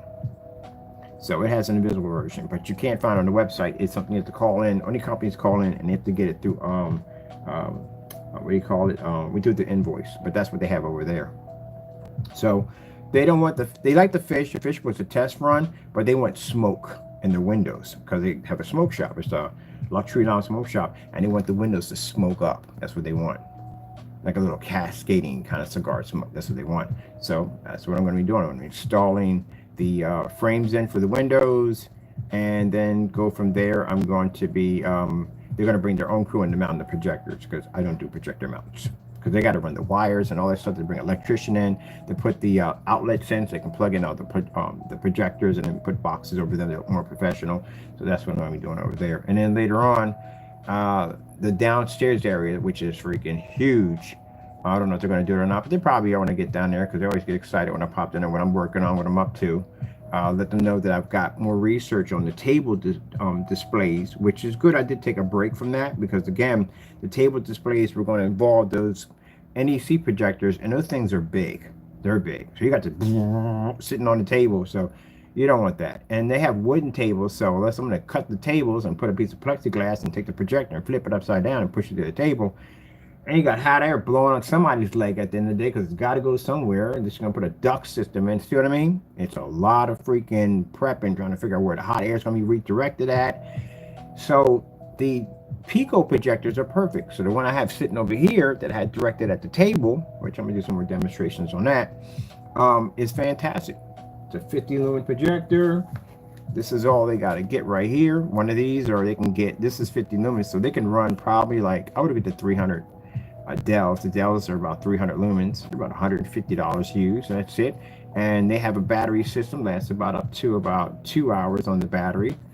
And that's pretty much it. And they're self-chargeable. This is a cell phone charger. You can run it forever off of this right here, off a USB that'll power it, or run it through a plug, whatever you want to do it that way. You have your port for your Fire Stick right there that'll power it, and there's your HDMI port, and you can run your speakers right through here. And that's pretty much basically about it. So that's what they wanted to set up. They wanted to set up some kind of art display on the table. So now, doing some research, found out with the new FLE technology, we can do this.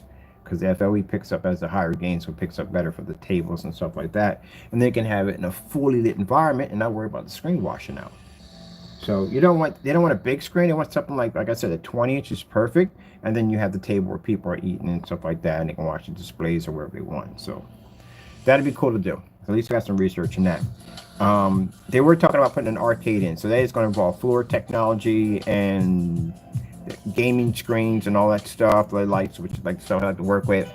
And they want to put in a dedicated theater room, which would have been better. I talked them into doing a 235.1 because the space they had with the ceilings not being, they're high down there, but not high enough to support like a 150-inch screen or something like that. I mean, it's the problem you're going to have there is that the seats have to be elevated a little bit. So that way you have people that are sitting in the back that are not hitting the back of someone's head. Oh man, if you ever done that before, the calculations on that, that's a whole world on its own. On trying to figure out when you do a dedicated theater room, you have to rise your seats up. They can't be too high and they can't be too low. So you don't want to be so high up that you're basically, and then with, okay, it's kind of, people have done it, you understand what I'm talking about. So where the screen hits, the screen can't be too low. The screen's too low, then the people in the back are not going to be able to see it because the people, their heads here are going to be in the way of the screen. So it has to be high enough so they can see it, and high enough that people sitting here, they can see it. And then you have to be to measure the floor and how high the seats have to be up. Yeah, it's a bit of a headache. I've done it before. I did the math for it. It's interesting. But you'll never forget it once you do it. So it's more than just taking some seats and raising the floor. Yeah, where your screen's going to be sitting, where the first person's going to be sitting at, where the second person's going to sit at, and God forbid if you have someone sitting behind you, that's going to be more math at the end of the day. So everybody from here, here, and here have to see the same screen at the end of the day without hitting the back of someone's head. So that's why building the dedicated theater room was an experience. And never want to forget that, but I went at the end of the day, but you learn some stuff while you're putting it together. And that's why the guy I was talking to in the forum site, I was talking about dedicated theater room setup, and he was like, don't, you got one? And I was like, no. He said, then don't come in here and talk about it. And he was right on that. I don't have one. So I started putting one together. And I was talking to another guy, and I was like, well, I don't have the room for this thing. He said, yes, you do. He said, I turned the bedroom into a theater room. You don't need much room in there. You're good. He said, he got a big size. He's looking at the room and everything, so he put one in there. So he was the one helping me out with it. I never built one before. That's my first time putting one together. So learn some new stuff. All right, let me go over here and change these labels. So I had to get one of these out of here so I can get the new label in here. So let's get this out of here real quick. Let's go get our label. Should have actually removed that one first. Should have been much more. All right, and also too, I found something pretty interesting about this whole section right here. If you have videos already saved to your computer, you just basically just take them over here and just drop them. You don't got to go anywhere. Just drop them right here, and they automatically load up. Automatically load up. I was trying to figure out exactly where do I dock this thing at to load the video, and then you just drop it anywhere, and it automatically loads it up. Makes it a lot easier.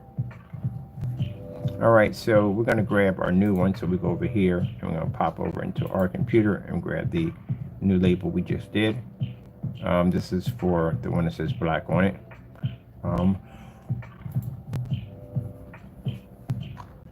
Show the pictures, endless pictures of. Okay, here it is right here. It should be right there. All right, and it should say done. Hopefully it's done. Once it's 1977. Oh, yeah, it is a 1977. It is.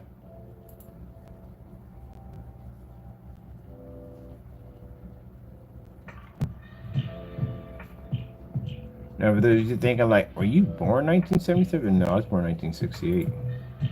I'm a little older than that. Just certain dates that I remember in my head. Like numbers that you would remember in your app. It's funny too, and I thought about that. When I was a kid, I could never retain information on like numbers and calculations and all that stuff. Never would stick in my head. Like it would just go out one ear and out the other. Like it never stick. And then you get older, everything just sticks. For me, it just did. So I just never went anywhere. Like last month, figured out exactly how much tea I was actually consuming. My cup is 32 ounces. So I'm gonna bore you for a minute. And just bear with me. So finding out that I do a lot of ounces, gonna do my measurements by ounces. I gotta learn the metric system. I'm definitely gonna learn the metric system. I don't have to, but I want to learn the metric system. Because again, it comes in handy. Because I have people that'll contact me and they're using the metric system, and I'm like, what the freak are they talking about? So sometimes they say tint and how they say certain things like containers and stuff. So I'm learning, teaching myself all that, so I know that, so that way I can better serve them when I'm basically doing business with them. So I'm learning the metric system. And it's actually pretty interesting. I find it fascinating. But I'm learning all that. Like different ways on how to say yard and how to say different. Canada does use the metric system too also. And I had people contact me from over there. I'm like, oh shoot, I have to look it up and go to this calculator and how to do it. I'm like, I gotta learn this. But yeah.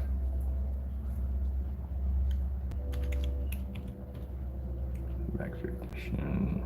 Oh, we gotta go back to this one right here. Oh, we got a windy day. Extremely windy day. It wasn't windy when I left out. It started windy now.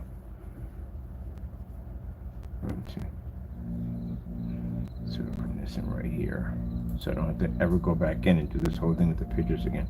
Blacksmith's edition. Cinemax Black.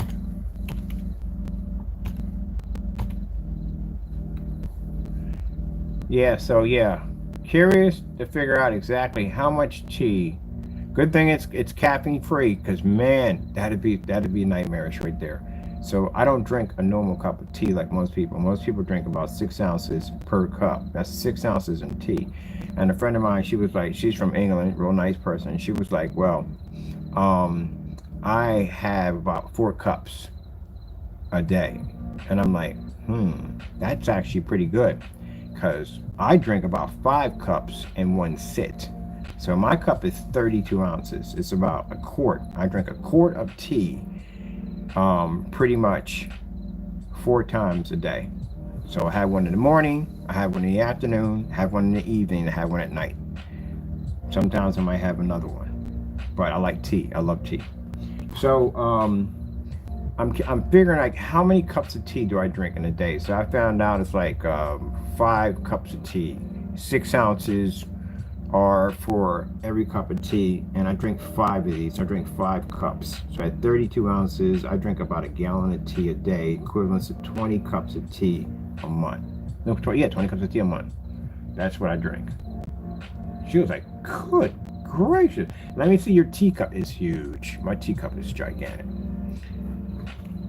But when I drink the small cups, it's nothing there. It's like, that's it, we're done. That's it. That's it. You're supposed to sip it. Yeah, but I chug tea, man. I chug it. I drink hot tea, like basically like you're drinking a cold beer. And I drink it in the summertime too. It could be in the middle of a heat wave, and I drink hot tea because I like it. I actually, tell you the truth, drinking hot beverages in the summertime is better than drinking cold, believe it or not, because basically it opens up your pores, you sweat a little bit more, and that cools you down even faster.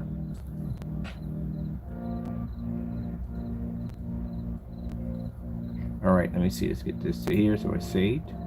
Boom, we got it. There we go. We got the text on it too.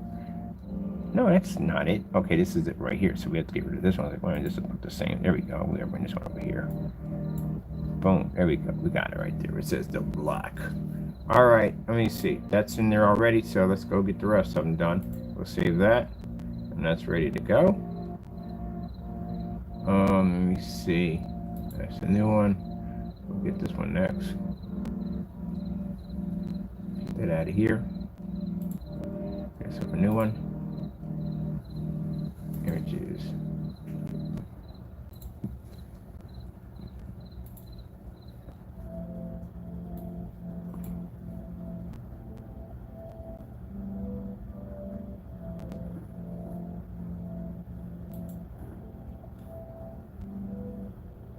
All right, let me see.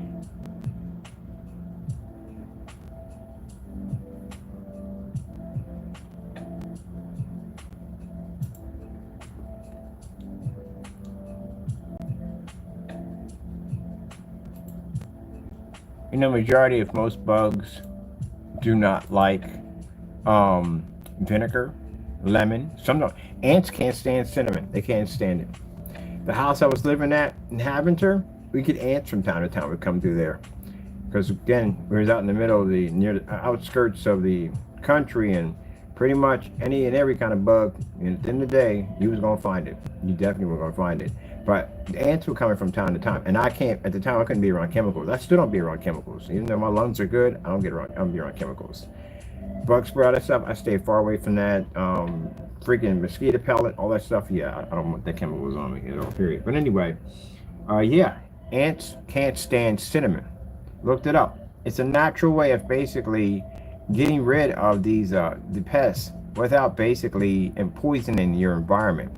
And you know, when you go through having lung disease, you are a little bit more enlightened on things you want to spray around in your environment, because it can mean the difference of you not having the ability to be able to breathe. So you're very conscious about what you're going to spray and have around you. So yeah, ants actually do it. Now, when I lived over in the in the rented room where I developed digital and crystal screen paint over there, the problem that they had over there was a horrible, and I mean horrible, roach problem. Why? They live right across from a graveyard. You live right across from a graveyard, you're gonna get some bugs. You're definitely gonna get some bugs, because guess where those bugs are at? They're majority in the graveyard because of the bodies. But anyways, a historical graveyard, and everybody in that neighborhood had bad roaches all the time. I mean bad roaches. You would drop something on the ground and these suckers would basically hit it no time at all. They don't care if the lights are on or off, they were just there. So basically, to get rid of roaches, and I got rid of all her roaches in her place, we used boric acid. Boric acid, and after a while, they become immune to it because they get used to it, and that's why you got to put a little powdered sugar in it. Put a little bit of powdered sugar into it, and they get attracted to that sugar, and they eat it, and they're gone. Most likely, they're gonna be going around areas where there's a lot of water at, because again, it makes them thirsty, and that's where they go. But man, it's interesting, man. It wiped every last one of them out. They all died. Yep. But they bombed that place over and over again, couldn't get rid of it. But a little boric acid and a little bit of, they get immune to it, a little powdered sugar in it, a little bit of cinnamon, and it wipes them out. So I've had to deal with rodents from time to time. But that lemon juice, salt, and vinegar, man, that stuff wipes out mosquitoes, crickets, you name it, they're gone. It just wipes them out completely.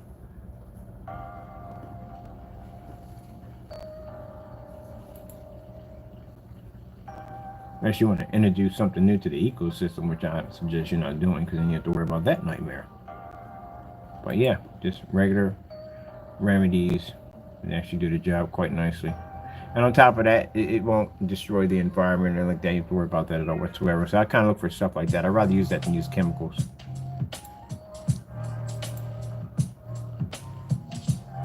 That's like the place I was living at had a backyard with bald spots in it.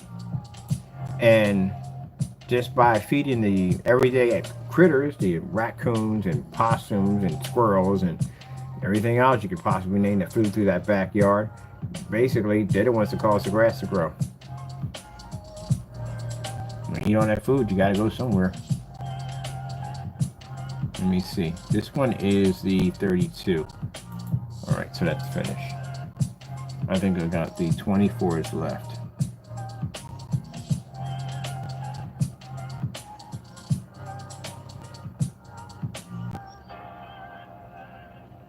There we go. Let me see. Where you at? Where are you? Where are you? Where are you? 24. You got to be in there. Oh, there's the 24 right there. 24. Oh, I did replace it. 24 is replaced. All right. I guess I got them all. All right. Cool. This is done.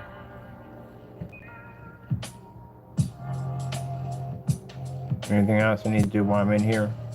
Nope. Okay. So that's all finished. Let me see. All these just say black on them.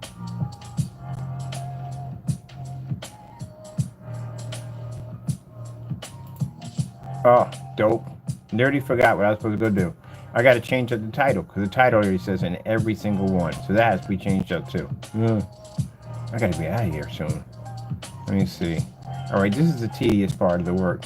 Let me get the let me get this done. I can do this off camera because it'll be faster. And I'm just going to get the labels changed and then go back in and get that done from there. So let me see where else we got these labels at. Let me see. We don't have them here. I think we have them in the show page. They're definitely in the show page. So let's go pop them to the show page real quick. Site menu. And I gotta add videos to the show page, which I haven't had time to do. Alpha. There we go, right there.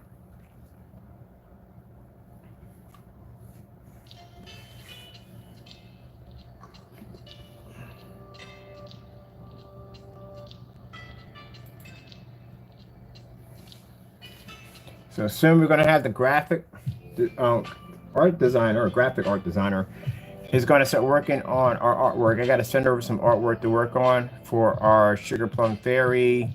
I need a kind of a mascot for all of them. You have to have little mascots for them because we need them for the t-shirts and the hoodies and jackets and stuff like that I want to do for them. Okay, here we go. We got to change you out. Let's get you changed out. Change your label out.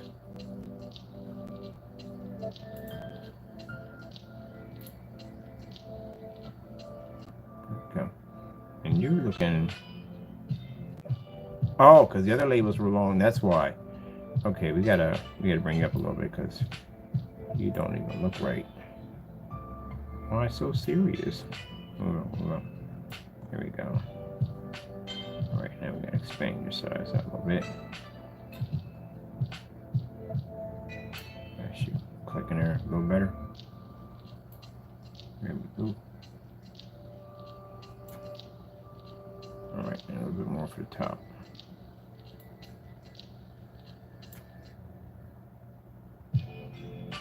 Really? Now, fight me on this?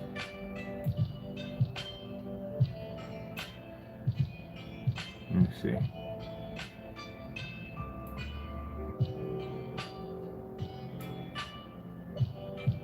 All right, that's better. There we go. Get your center. Where's your center at? There you go. The center. Fish are friends, not food. Don't ask me why. I'll be sitting in the middle of a restaurant with my friends and just bust out of nowhere and just say something crazy out of my mouth. Whatever pops into my head, I just say it. No, just nothing bad. I was just sitting there just basically just thinking about something I'm probably watching or something and blurted out. Oh man, like freaking what was it? There was a commercial for the gum. I heard it was, and the people were doing the fake curse words. You lily liquor, lint lily liquor. Oh my god, I forgot the name of that, what that commercial was. You lint lily liquor. You cootie head. Oh my goodness. Let me see. Okay, let's keep scrolling down. Make sure we got any of our labels done. We have to update pictures for this. Geez. Let me see what we have on here.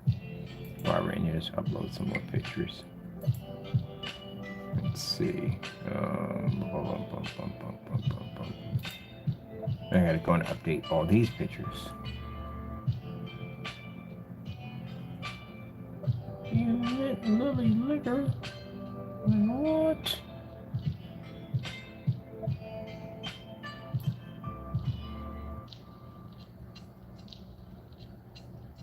Come on, get through. There we go. these up. All right, these are in. Good. There we go. Got those in there already set up, ready to go. I gotta tag all those. Oh, I'm looking forward to that. Let's see. That's on there correctly. Any more labels? Wait, did we got that whole... Only certain ones are made? Nope, that's all changed. We're not doing that anymore. Change it out.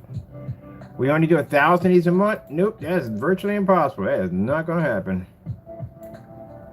Impossible. Nope, none of this is gonna happen. Get that out of there. Nope, not that, not that. I gotta go. Can't do that because now, like I said, I'm branching out for contracts on this technology. I already got several contract offers already for people to manufacture this stuff for us. Well, no, we're manufacturing, but distribute for us. So we can't do no 1,000. It ain't gonna work. So these, whoop, whoop, whoop, don't go over there. There we go. That's gone. The only screens that have that on them is the Spartans, and the Spartans are rare. They're rare screens. They're extremely rare screens. So they're gonna make 20 of those. So we're gonna make it so we're the only ones that sell it in the contracts. They can't go near it. They can't buy it or nothing whatsoever. And the reason why is because we don't want contracts doing favoritism and stuff like that. Like, I can squeeze you one to the side, you know what I mean? I get them. No, we ain't gonna go through that. We can give them to us only. So only us and only. And then they're price gouging because they're rare. Nope. You gotta go through the manufacturer to get it. You gotta go through us to get it. All right, let's go change this up right here. We gotta get that all changed out to the new black. No, I'm thinking like orange is the new black. I'm going to the Dominican store today. The little restaurant they got down here. I love this place so much. I do. I can't eat there every day because it'll kill me. The food is amazing. Absolutely amazing. I tell you, you people, at the end of the day, who make this food, and you have this food every single day. Every day. My buddy's Dominican. I'd be like, every day. Like, you go on, your wife, you all cook this food every day. I pay for that food. I pay for it. I should be hooking me up. Come on now. Well, I gotta pay for it. I got a lot of friends that are Dominicans, Mexicans, Puerto Ricans, and you mean to tell me I gotta pay for it? Come on, hook me up.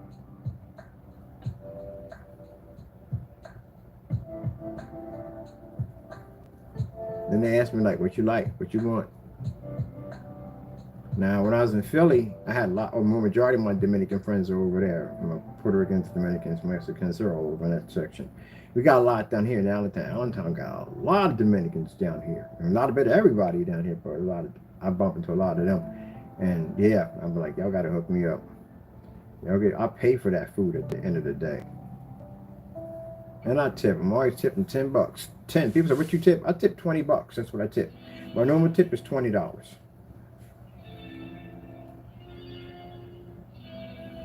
But I always tip like 10, 20 when I'm in there because food's good. The food's good, yeah, it's good.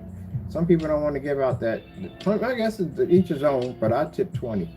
That's what I tip.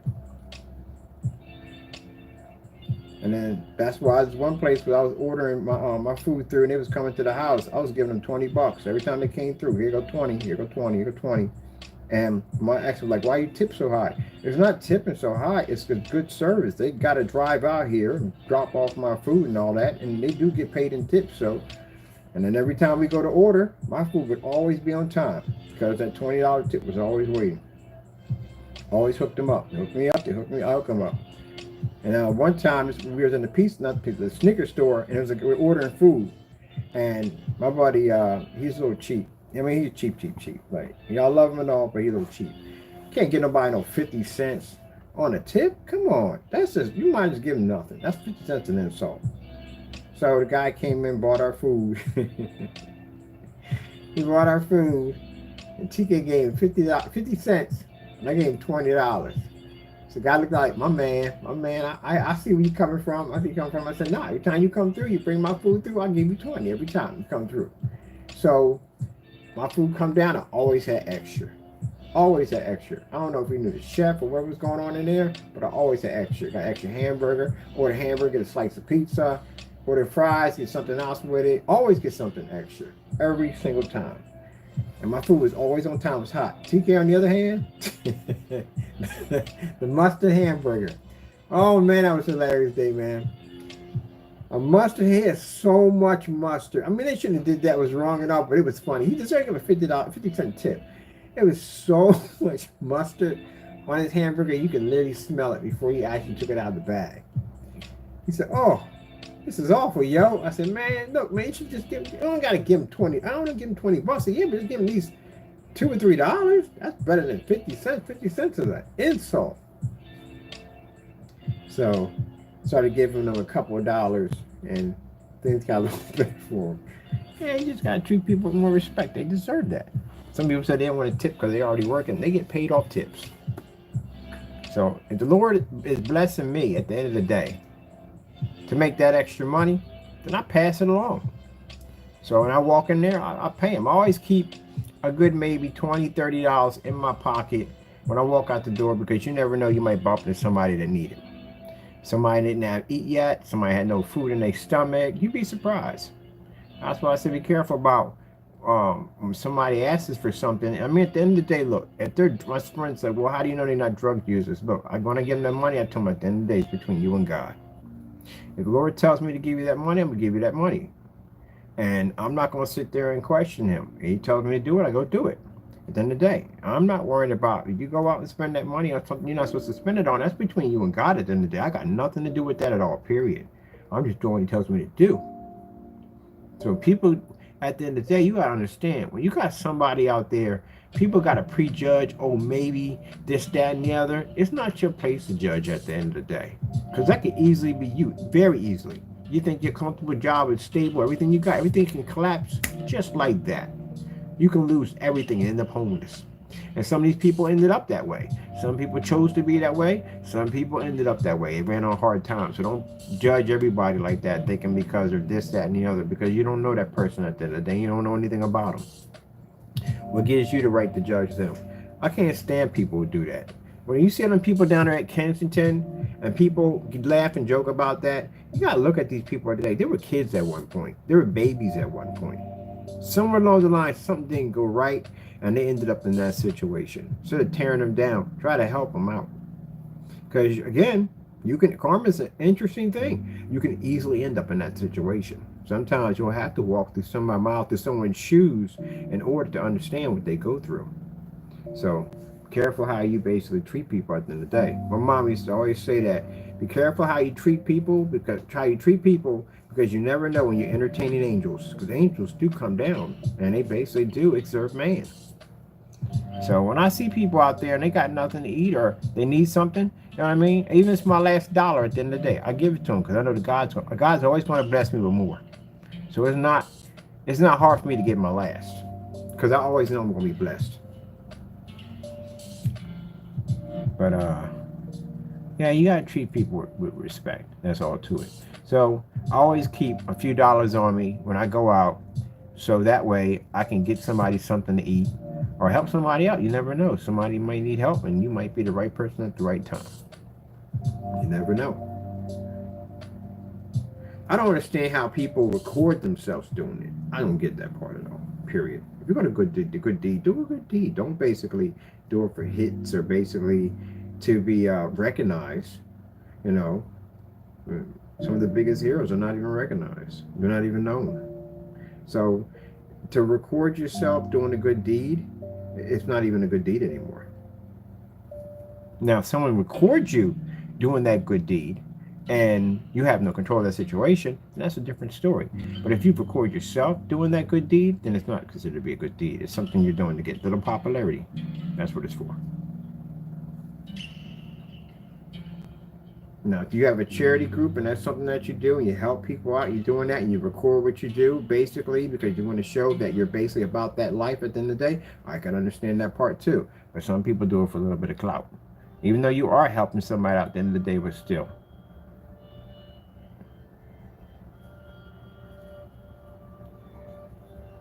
Yep, you gotta be careful how you treat people, because you never know when you're entertaining angels. And on top of that, you gotta be careful how you treat people, because you never know, it might be a demon sitting there looking right at you.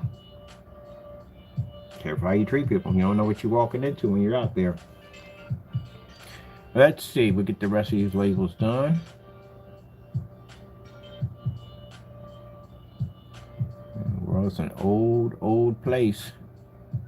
There's a lot of things that people think because they explore the entire world, they think they really know this world, and you don't know jack at the end of the day.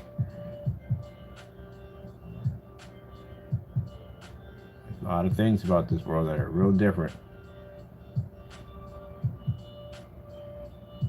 So if you read you read the Bible, you read in Genesis, it talks about Lucifer and how basically he tried to overthrow God and take over heaven, and how he was cast out of heaven and thrown to the earth. He's here. He's definitely here. He's been here for centuries and centuries and centuries. He is actually here. And he's about as real can be. And he is watching you every single day. He's watching you. And if you think at the end of the day, it's some guy walking around with hoofs and a horn and a tail, you wish. You wish it would look like that. And he can be everywhere and anywhere all at the same time. Yep. And he's watching you every single day.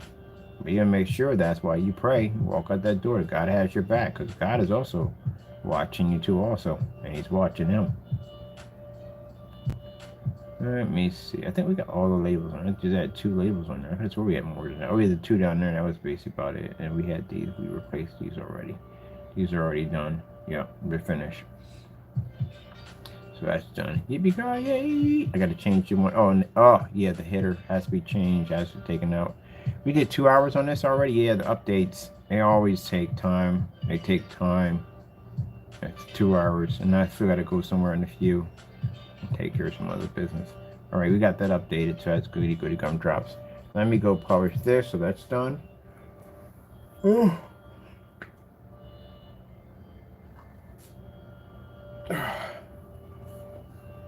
Don't get me wrong, I love the physical screens. I do. I love the physical screens. And not all of them are like that. Not all of them are like that, or you think they're better. No. Some are just buying them because they like them, and that's what they like at the end of the day. But then you got some people that are really into it, and they're the ones basically that talk a lot. But not a lot of other people, and they like the screens they got, and you're going to have a conversation with them, and they'll see your point of view, and sometimes they won't see your point of view. Let me see. We got to go into the front page. We got to go on the front page. We got to be there on the front page. Because I think we have it in the header.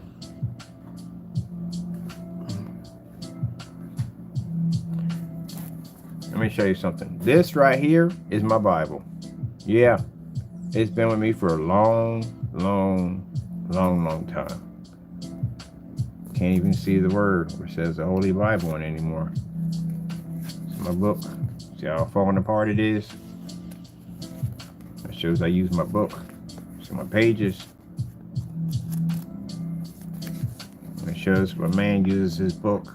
This right here is the best book in the world. It is the best book in the world. I lost my spoon on the back of it too. But it's the best book in the world. My mom gave me this book. But it's the best book in the world. Let me be careful, make sure my whole full name ain't in there. Yeah, my whole full name is in there. But anyway, so this is the best book in the world. The best guide to life right here. It's right here in this book right here. It's so much knowledge and understanding, and this book is unbelievable. Changed my life too. This book is the reason why I'm not the person I used to be many years back. I'm not that criminal anymore. I walk that path with the Lord now. It's right here. So much knowledge. It's a gateway to God right here. Never realized when I walked past this book and I see it in the church, and I thought to myself, didn't realize exactly how powerful this book is. And Satan is scared to death of this right here. The weapon that can take out the devil. He's afraid of this book. This is also the knowledge in this book at the end of the day that keeps you being fooled by the devil and those who basically follow the devil at the end of the day. Yep. Most valuable book in the world is the Bible. You read this, it changed your life. You know, it's beautiful thing about this book. You can read it the first time. Every time you read it, it changes. Every single time. And you become more enlightened. You know more. You understand more. One of the things you don't want to do is one of the things I tell people I don't believe in is I don't do the Bible studies. And the reason why I don't do the Bible studies because people who do the Bible studies sometimes they get confused and they go off the path. It's very easy to go off the path. Like when they start adding their own stuff to the Bible, you're not supposed to do that. You're not supposed to take anything from it and you don't add anything to this because if you do, you can come off the path. And this is where you get people who go into these really call themselves these deep Bible scholars and all this at the end of the day. And then what happened was some of them come off the path and they start realizing that they think they know when God's going to come back. You've seen those before, right? Yeah. They get that notion in their head that they know that they figured it out, that God gave them the information that they are going to know when God comes back. It says in the Bible. I don't know how you get that mixed up because it clearly states in the Bible that not even the angels in heaven don't know when God's coming back. So how are you a man? Angels have more immortality. They have heavenly bodies. You're nowhere near in their category of what they are. How would you know this? And people have been trying to do this for many, many centuries. It's go back for many centuries, but they go off the path. You got to be careful because I said before, the devil can come down in the form of an angel. He doesn't have to come down looking like some evil, hideous beast. He can be anybody he wants to be. He's a shapeshifter. He can be whatever he wants to be. He can come down in the form of an angel. He can even sometimes fool the very elect. So you have to be extremely careful what you're dealing with there. But this book right here, you can't go off the path because if you do, it's going to be consequences behind it. Christians can lose their salvation. So you don't take anything from it. I read it as it is and as it is only. Some people say, well, you got to go into these really deep scriptures. I don't need to understand all that.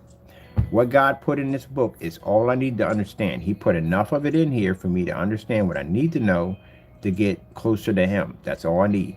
I don't have to go into these deep studies and other books and other reading. No. Everything I need is right here. That's it. But you don't really understand. Let's put it this way. God made this book at the end of the day. And if he felt there wasn't enough knowledge for me to understand, he would have given me more. But he hasn't given me more. This is what he has given me. So this is all that I need. That's why you have to be careful about that. Bible studies, just trying to figure out everything, how everything you can. It wasn't meant for man to know everything. It was meant to know some things, and then when the time comes, the rest of it will be revealed to him. But it wasn't meant for you to know everything. Not going to understand if you want to understand more about how to pronounce the names and stuff like that, because the names are kind of complicated, different places they live at and all that stuff like that.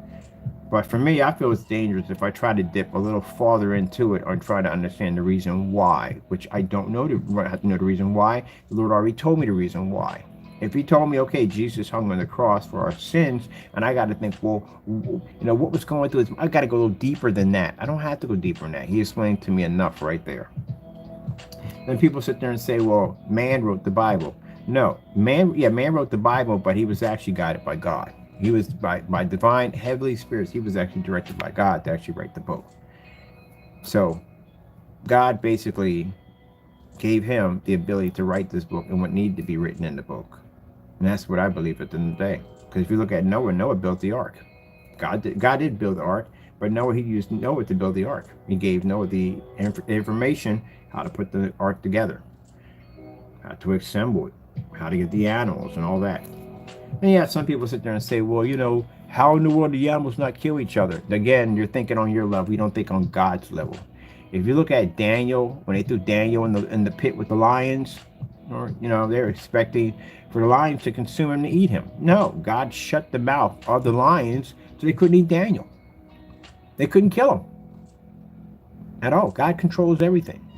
So they threw him in there. They thought he was dead. He's walking around in there, petting and playing with these lions. They can't claw him. They can't maul him. They can't do anything because they're controlled by God. He actually says in the Bible, he used one of them as a pillow, went to sleep. So imagine that.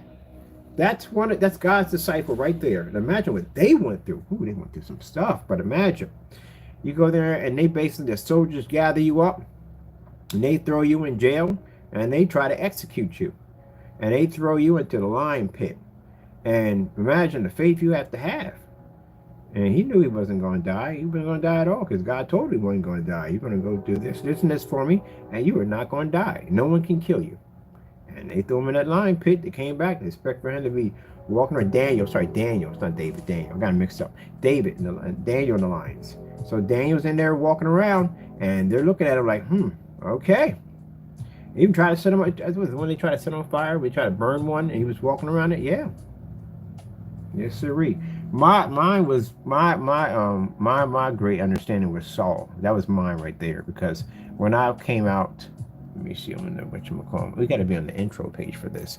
When I came out lockup and I was getting my life closer to God, I couldn't at one point. I couldn't deal with it. I could deal with being a Christian. I couldn't deal with what I did when I wasn't a Christian. The guilt that I felt was actually unbearable. At one point, I was going to kill myself because I couldn't deal with the guilt. Because at one point, you're going out there doing all that destructive stuff, and then later on, when you get a chance to see what kind of person you really was, you just hate the person that you are. You hate the person that you are, and you get to a point you start thinking that I'm not even worthy enough to serve God. That I'm just better off dead, and that's where the devil comes in. And he tells you that you're better off just killing yourself because God can't save you. And you're just realizing you just came out of a system where you're supposed to do 80 years in jail, 40 to 80. And God bless you to walk away from that and to be able to start your life over again with him. And with the devil getting there, mess with your head, tell you that, God doesn't want you, nothing to do with you, and this, that, and the other, even when he saved you. And after I sat there, my mom gave me something in the Bible, and I remember reading about how Saul went out and killed and murdered all these Christians and put them all to death, and then God knocked him off his horse and made him an apostle. So I'm thinking, wow, if God can save that man at the end of the day, he can save me. And now it's back on track. So let me see. We got the promotion page. I think is this it right here? I got a funny feeling that is the one I'm supposed to be removing. I think it's the intro page. That should be right here, right? No, that's the one for the whatchamacallit. Is it this one? Let me see. Yep, this is it. Yay, we found it. I'm dying for a salad. I smell ranch dressing. You ever sit there and be doing something that smell like a food, like ranch dressing? Like one time I was skating home from a hockey game, and I smelled, I don't know, pineapple soda. I have no idea why. When I got myself a soda. All right, let me see what we got here. We're going to hook this up right here.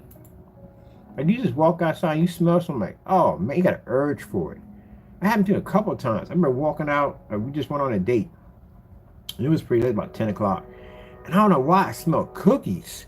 I don't know where they came from. I smelled a cookie like, man, we got to find me. I was a bakery because I just had to have some cookies. Sure enough, we found one. Man, the cookies were absolutely amazing. It's just weird how you can walk out somewhere, you just smell something, you just want it automatically. All right, what are we doing here? We're going to change your labels here. There we go.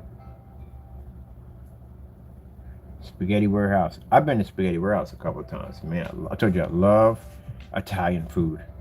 I love Italian food so much. This is stuff I haven't even tried yet. I love Italian food. Somebody's like, you in Italy, you'll never come back the same. You will never, ever come back the same. Like, you can't eat anything else when you come from there, because that's the real deal. That's where the real food is at. Oh, I'm a big spaghetti eater. I couldn't imagine what spaghetti tastes like over there. I'll probably never come back. Like, nope, I quit. Not coming back. Like that beautiful countryside. Oh, I love that. I never got that out of my head. When they're on that corner and you just saw that hill cascade out into all these little tiny pockets of these like hobbit kind of homes, and it had this massive hills and this beautiful waterfall in the background. I see something like that, I quit my job. I'm done. Okay, I relinquish all power to you, sign everything over to you, and cartwheel down the side of the hill while I'm throwing my phone in a different direction. I am gone. If I ever bump anything that beautiful. What about your company? It's yours now. I'm done. Yep. Wire the money to me. I'm done. That is too gorgeous. I couldn't imagine waking up every day and seeing that. But it's probably the opposite way around, because they probably think about the city life, and people who live in the country. Well, people live in the country think about the city life. Not all of them. Some people like it out there. And people live in the city, they think about the country life. Some people like it in the city. You ever seen that cartoon called The City Mouse and the Country Mouse? So no, it's a book, way a book back in the day. And either one decided they didn't like it. One liked the quiet, and one liked the noise. But you know, as you get older, you realize that you don't like the noise anymore, and you want to live farther and farther away where it's more quiet. That's for young people. Young people like that. Well, I can imagine saying it now, young people. I used to be young people. Ha ha ha. Yeah. And you find yourself, you're in the house. That's when the reality, some people that reality don't kick in. I got some people like that in my family. They party people. They in their 40s and 50s out there still living that club life. I got people like that in my family. But then everybody gets to that part in their life where they can't be that person no more. You just don't want it no more. You rather just be home in a quiet environment, watching some TV, and just chilling. That's what you rather be. Instead of being in some noisy nightclub, screaming and yelling and music and yelling and all that stuff going on, like, nah, I can't deal with this. A few people in my family were party people. They like to have fun. And I was like, so what happened? It's like, well, went out. I just wasn't into it. Like, I didn't want to get dressed for it. Like, I don't know. I just felt different. And when I got there, I thought things would change, but I hated the whole place. I couldn't stand the noise or anything. And I walked out, went home, and never went back. You grew up. Welcome to adulthood. Yay! Get to wear the big boy pants. Yeah. You get tired of it. You outgrow it all. You don't want to be bothered anymore. And then you find yourself, you know, it's funny how you would be the kid that would get yelled at by the neighbor for walking on their lawn. And now you have become the person who yells at other kids for walking on your lawn. You played Doorbell Dixie and you had fun. And now when kids play Doorbell Dixie, you want to kill one of them. So it's funny. Like it changes. Everything changes. Everything changes. Don't want to wear this anymore. You don't wear that anymore. You want to wear more relaxed. It ain't about, for some people, like for me, it was all about gear and clothes. I had all that stuff, all that designer clothes, I had all that stuff. And then as you get older, you realize that, you know, it ain't about style. It's about comfort.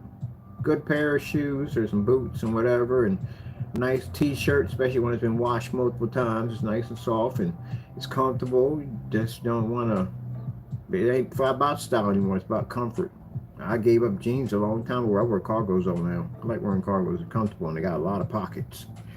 And I'm not about expensive, fancy sneakers. I've had the Air Jordan Georgetown Knights. I've had the patent leather Adidas. I had the Reebok pumps, the Air Force Nikes. I had those when they were big back in the day. In the 80s, I had all that stuff. And now it's like, I wouldn't even buy that stuff. I'll go to Payless. Payless used to be around. I buy my stuff at Payless or just go on Amazon. As long as they're comfortable and they're nice, and wear them. Most likely I wear Nikes or Pumas, but I'm not anything fancy. Just something comfortable. That's basically about it. That's all it's about. About comfort. But some people are still into that show at the end of the day. That's about comfort. Let me see. We got all this in here updated? Yes, we do. All right, let's come on out of here. Yeah. I still got to go over to the other side. I got to put up. I can do it, fix it up and over in there for a bit. Oh, that's my adrenaline kicking in. So basically, I get these speed bursts of adrenaline that kick through my system, and basically, I'm hyperactive. So you hear me speed up, and my words start to mumble. Is because basically, I'm processing information in my head so fast that I basically can't say it correctly as it's coming out my mouth. That's why you see me jump. Some people thought I had ADHD or whatever it is. No, I am just hyper active. I've been this way since day one. I can run a 16-hour shift and not get tired. That's why you would see me on camera at 6 o'clock in the morning or 4 o'clock in the morning, 3 o'clock in the morning, building, putting stuff together, because I require very little sleep. About 2 hours a day is all I need to function. That's it. I can function on a minimum of 2 hours and run a 16-hour shift, no problem. I'm just always hyperactive. Body's imperfect. I don't have any issues or nothing like that. Like people think, okay, maybe it's got a rapid heart. None of that at all, period. And I just take a stick of gum and boom, just like that. I'm wired for the rest of the day. Yep, that's all me. I don't even drink coffee. Coffee drinks me. As I tell people in the morning, I say, yep, coffee drinks me. So if you got up in the morning and you're able to make it to work and you're wide awake because you had a cup of coffee, you're welcome, because coffee drinks me to wake up. I'm always wired. All right, let me see. You think I talk a lot on here? Get in a car with me and drive about 4 hours Yeah, I talk a lot in the car. We're all big talkers. I think I'm the biggest talker in the family. But yeah, I'll talk for like 4 hours just about every little thing. Hey, we grass, corn, haystacks, cows, whatever. I can get a conversation out of it. So usually when we get in the car, I'm with a bunch of people, and we had to go to some place called Knoebels. I think it is some kind of amusement park. It's like a 6 hour, no, 4 hour. It's a 2 hour drive, 2 or 3 hour drive. But anyway, and the minute we get in the car, everybody had earbuds on. I'm like, really, really? You talk a lot about everything? I'm like, yeah, I do. I do talk about everything. I like to talk. I'm a conversational person. And I sat in the car and I just sat there and have a conversation to myself. I can entertain myself at the end of the day. I got me at the end of the day, so I'm good. I also get that about my family asks me, am I getting married? No, we are not doing this. I like my life the way it is. I did the 5-year relationship thing. Woo! To see what it was like. I did the 5 years. I did 5 years in a relationship. The longest one I've had. Most I've had about 2, maybe 2 years of the last, but I had a 5-year relationship. And after going through that right there, man, no way in the world I'm not getting tied into that. There is no way in the world. Now, don't get me wrong. Come from a big family. Some people have been married for like 16 years in my family, and it's going good. It's great at the end of the day, but that is not for me. No, we are not doing that. Oh my goodness, man. It's not saying all of it was bad. It always starts in a way. It always starts off good. If it starts off bad, then you know you're in a bad situation. But it always starts off good, and then in the middle of the freaking 3-year, and it's okay, it starts to go shaky. But when you hit that 4 to 5, woo, this is when things start to go in freaking different directions. Man, it comes to be that person that you basically can't stand at the end of the day. That's what it comes down to. Just to see them like, man, I really hate that person. It's like, okay, I told a person it's like cigarettes. Like, you can't give them up, but they're killing you. It's that way of putting it that way. But some people can't give things up. See, I was born with something called a backbone. That's what I was born with. I don't care if you'll be 5 years, 6 years, 7 years. You disrespect me, you go. That's it. I don't play that at the end of the day. So some people will let people abuse them and dog them out and whatever because they're in love with them. And I can't live without them. You can't live with somebody. That's what you tell yourself because you're basically tied to them emotionally. But once you separate from all that and you get yourself back to being where you're supposed to be at, you realize that you can live without them. And you're much happier too at that. But to make yourself believe that you can't live without them, that's a lie. You can live without them. You can live without anybody at the end of the day. Depends on where your mindset's going to be at. But yeah, I've seen guys beg and cry and all. No. Cut it off, be done with it. If it ain't working, end it, be done with it. Because again, it's better to go through about a couple of months of pain than go through a lifetime of horror. Yeah. But my people ask, am I happy? Yeah, I'm happy. I love my life the way it is. Just the way it is. Now, if I want to basically have the company of a woman, I know plenty of women. I can go out and go to nice restaurants, sit down, have something to eat, enjoy the company of a woman, all. And that's the end of it right there for me. I'm done. That's it. But to tie myself into a relationship emotionally, you know what that stuff does to you at the end of the day? When you're emotionally tied into someone, that means anything they do can disrupt your entire world. Just like that. Unless you're built like a piece of stone and you're emotionless, then you're good at the end of the day. But most people, basically, if you have feelings and you're connected into that person, you are intertwined with that person. And when you realize in the back of your mind, you tell yourself over and over again that you can easily separate from this person and walk away. But when you realize, when you try it, you realize on how much of your emotions is embedded into this person. And it's kind of like ripping yourself in half. So are you willing to sacrifice yourself for your happiness? That's what it comes down to. Once you realize that you can accomplish that state, then basically there's nothing that you can't get through. I've had incredible, insane decisions that I'm not going to talk about on camera that I had to basically do, and things that had to be done that most people in that situation would have had problems with. But again, you have to come down to the point that, can I do this? So yeah. The thing about it is, once you get to a point that basically that you can cut off your emotional state like that and move on, even though it's going to be extremely painful, but you can basically bear it and survive it, then there's nothing you can't get through. And a 5-year, have your emotions embedded with somebody for 5 years, and some people much longer than me, and being able to separate from that and move on. Yep. But once you go through that stage, now I got friends of mine that'll basically break up with somebody and then hook up with somebody. I can't do that at the end of the day. Nah, because you're not emotionally stable at all, period. You're basically tying the entire relationship on an unstable foundation. It's kind of like building a skyscraper made out of steel on a foundation made out of notebook paper. Eventually, it's going to collapse. And there's going to be a lot of problems because the infrastructure isn't that strong. It wasn't that way to begin with. But when you realize, for me, at the end of the day, when I became to separate from the situation that I was in, was I figured that at that time, I wasn't happy anymore. No use being in something you're not happy about. If you're not happy and you wake up in the morning depressed every day, and it gets to a point where there's more unhappiness than basically being happy, it's time to go. You gotta cut it off and be done with it. You're gonna spend the rest of your life this way? Not worth it. So for me, it was like, man, if I get myself back to my emotional state where basically I feel nothing at the end of the day, I'm staying there forever. And I got myself back. I don't have any emotions or nothing whatsoever. Nope.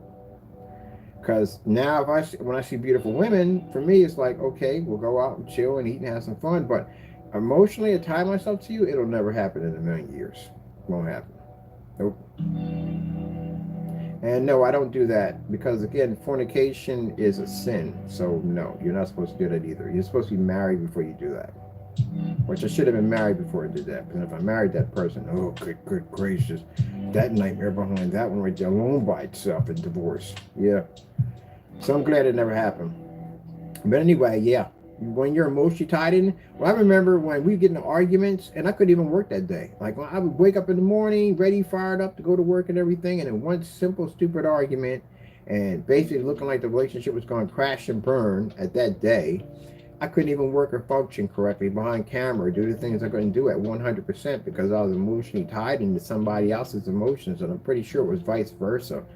No, I'm free from all that. No one, I can basically work, do what I need to do, just no distractions or nothing. I like it better this way. I love my life. Wouldn't trade. I wouldn't do that for anything in the world. Never going to happen. And I tell women right from the door, I do not basically lead people on. I tell them exactly from the door. I'm not into a relationship. I've been in a 5-year relationship. I like my life. I'm single. Me and my cat and God, and I'm good. That's it. Only thing we can be is friends. We can go out and hang out, chill, go to games, go to movies, whatever. At the end of the day, I got no problem with that. And I got no problem with paying for the whole meal. Because some people say, oh, because we're friends, I don't pay. And I don't let a woman pay for anything. I don't. You don't take nothing out of your pocket when you're with me. None of my friends do. We're going out to eat, I pay for it. But yeah, no, I don't get involved in all that anymore. Now I go to a friend's house and then they're arguing and screaming and yelling like, yep, been down that road before. And I'm like, I'm glad I ain't got to go through that anymore. I'm good. I don't give them no advice or nothing because it's none of my business. That's their life at the end of the day. Let them figure it out. But I am happy to be around. They were trying to tease me on that by saying, oh, you so alone, this, that, and the other. I like being alone. I can go where I want to go. I don't got to ask for, well, I had to ask for permission anyway. I've never been in that kind of relationship where I had to ask permission for what I want to do. Because I look at it this way. If I pay for everything and everything is taken care of, then I got a right to spend my money the way I want to spend it. If the bills are paid for, rent's paid for, the places you see me I was living in, everything was paid for through me. So all that stuff is taken care of. I'm holding down the place. I'm holding down all the food, all that place, the furniture. I paid for everything in that place. So those nice places you saw me living in, I paid for all the furniture, paid for the rent, paid for the food, paid for all the bills, everything. The only responsibility that she had was to pay the insurance. I even bought the car. Paid for everything. Because that's the way I was raised. I was raised that a man is supposed to support the entire household on his back. Now, it's up to the woman. If she wants to do 50-50, ain't a problem. But the man is supposed to pay for it all. That's why I understand these men today. You take a woman out and you expect for her to put out, because if she don't put out, you don't pay for the meal. You pay for the whole freaking meal. Be a gentleman at the end of the day. Now, if she's choosy and picky and she don't want to go here and there, then you can kick rocks, you got to go. At the end of the day, you picking some fancy restaurant. No, there's a limit, okay? Now I'm talking about go all out lobster and freaking caviar and all that stuff. No, but you take her to a nice little spot. That's another way you'll find out too. Take her to a nice little spot. She get all snooty and she don't like the place and she wants something a little higher class. Then go by. Conversation is over. Here we go. Money for the food. Here your little ride for your lift. Bye. That's it. I ain't gonna waste no time with you. Don't get in all that. There's no point in talking. No conversation. Got no time for that. Bye. That's it. All I need to know. Anytime that I gotta sit there and have a conversation about that, at the end of the day, you have wasted my time. And time is precious on how my age is right now. So that's it. Ain't no ifs, ands, or buts. That's it. So you should be happy, if someone's taking you out to spend time with you. Most likely, it shouldn't be about the food. It should be about the company at the end of the day. Food just adds to it. But other than that, yeah. Man. Nope, don't go down that road. But they were trying to tease me on that. They're little kids at the end of the day. That's why I said that the naysayers, I look at y'all like I'm the daddy and y'all kids. That's how I see y'all. I got every once in a while, I got to come in and scold you and correct you, and I go back to doing what I do. That's how I see you. I don't see you as adults. I never have, because you don't act like adults, so I can't give you that at the end of the day. I can only give you how you act. So you're kids to me. But anyway, yeah, whenever tease me like that, to me, you're so lonely. No, I'm actually good. Do you have any idea what goes on in my head? I'm entertained 24/7. I build stuff, design stuff, create stuff. I design my own screens at the end of the day. I also can build and design my own PCs if I want. Do all kinds of stuff. I teach myself things. I'm learning gardening. I'm learning basically on studying water filtration systems and hydroelectric energy and all that stuff. Different ways on how to basically harness energy from the earth, all that stuff. My mind is constantly functioning on a whole nother level. If you look at my videos I just shot, that's literally where my brain is at most of the time, building stuff. And you're never bored when you live in that kind of world. Ever. Right now, in the back of my head, I'm probably thinking about something about new screen paints, which I have to block out because I already have screen paints I'm developing right now. So my mind is always out there designing, putting something together, building, putting this together. When I'm not here, I'm doing research. I'm a history buff. I love to watch anything from the past. 1920s, 1930s, 1400s, 1800s, anything like that. I watched a documentary on how they made ropes in the 1800s. How silverware was made, because I get kind of curious, like, all right, so how did they make that back then? And how was this made back then? Who invented the fire hydrant? Stuff like that. Brain's always occupied on something. Like sitting there trying to figure out how many ounces goes into a cup of tea and multiply on how much I'm basically drinking per day. And then I start thinking about, like, who invented tea? Was it the Chinese? Was it the Indians? Which ones? Did India? Did they have it first? Like, stuff like that. Then I'm on YouTube watching documentaries on all these different things. Like that train behind me right now, went online to try to figure out exactly the trains. They always blow out two, first and second. Then it's a short and a long. And sometimes it's too long and a short. But then you hear two bursts, and then you'll hear two more after that. I'm like, what the freak? Is it a code or what is that? And I went online and found out what it was.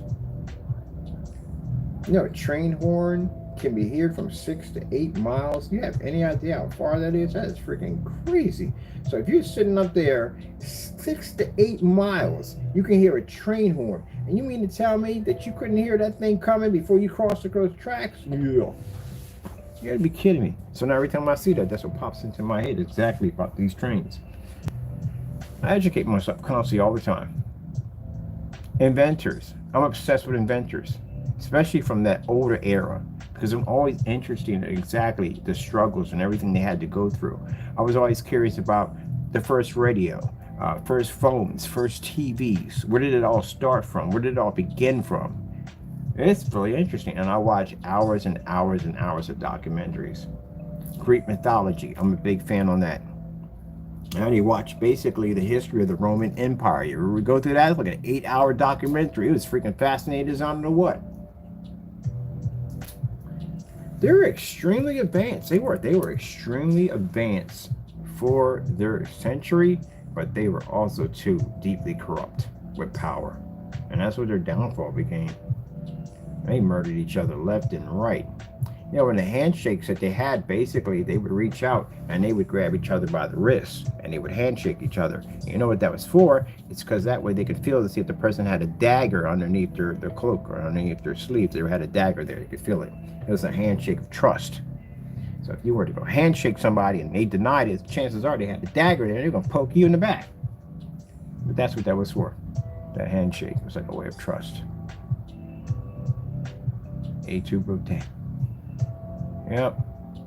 Who invented China? Who's the person who invented ice cream? All that stuff.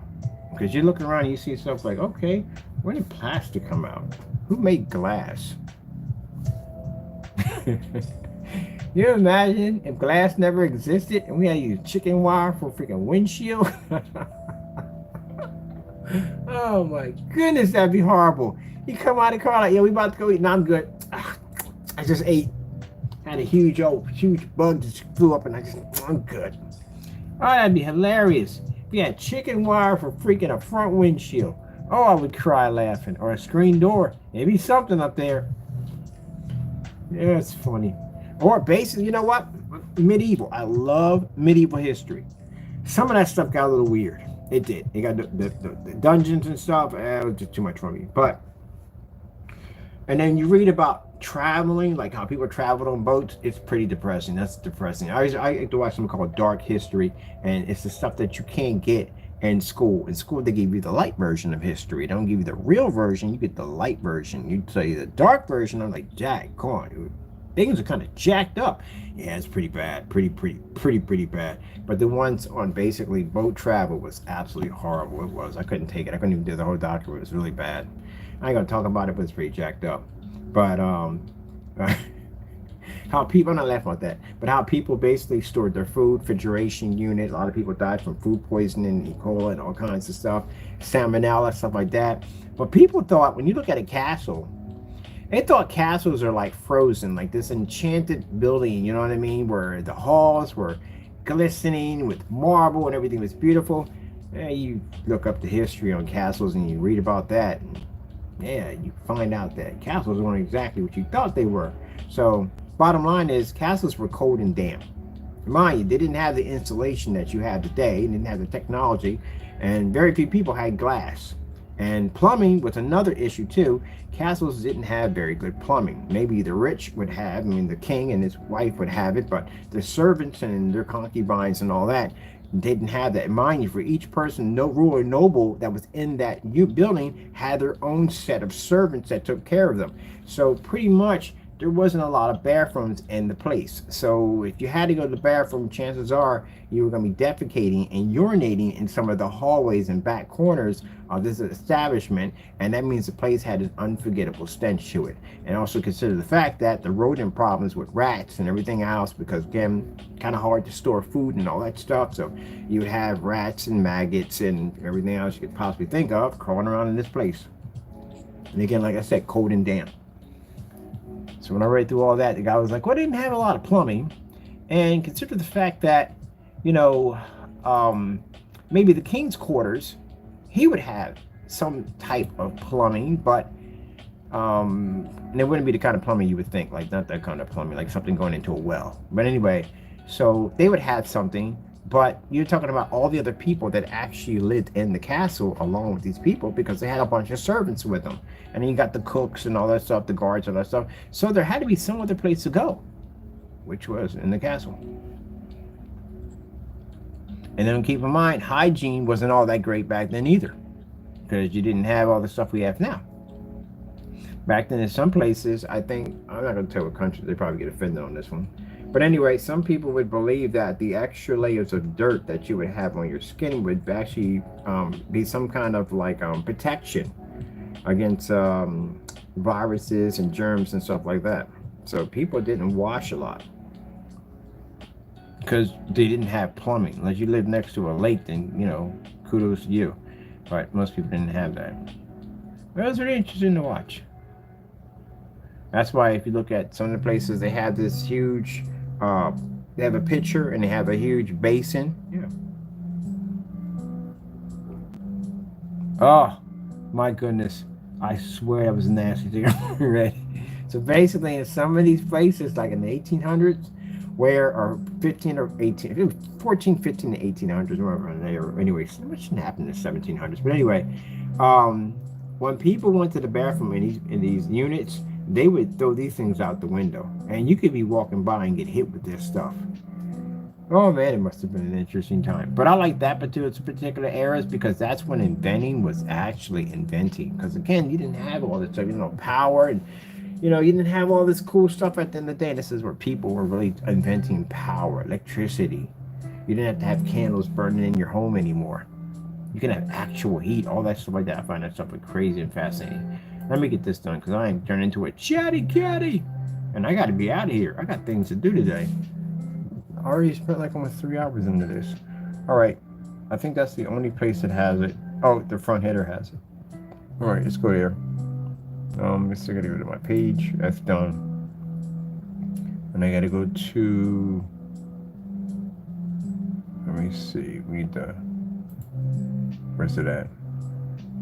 Okay, it says in the front header. It's on the front page. Yeah, it's on the front page. That's right. I got the front page. All right, so right here. It's right here. I don't think it's on the front. I think we get the websites mixed up. I think one of them has a slideshow in the front. This one doesn't have a slideshow. Yeah, it doesn't have a slideshow. All right, cool. All right, okay. All right, let's publish all this. This is all good. Let's go over to the other site and get that set up and get that done.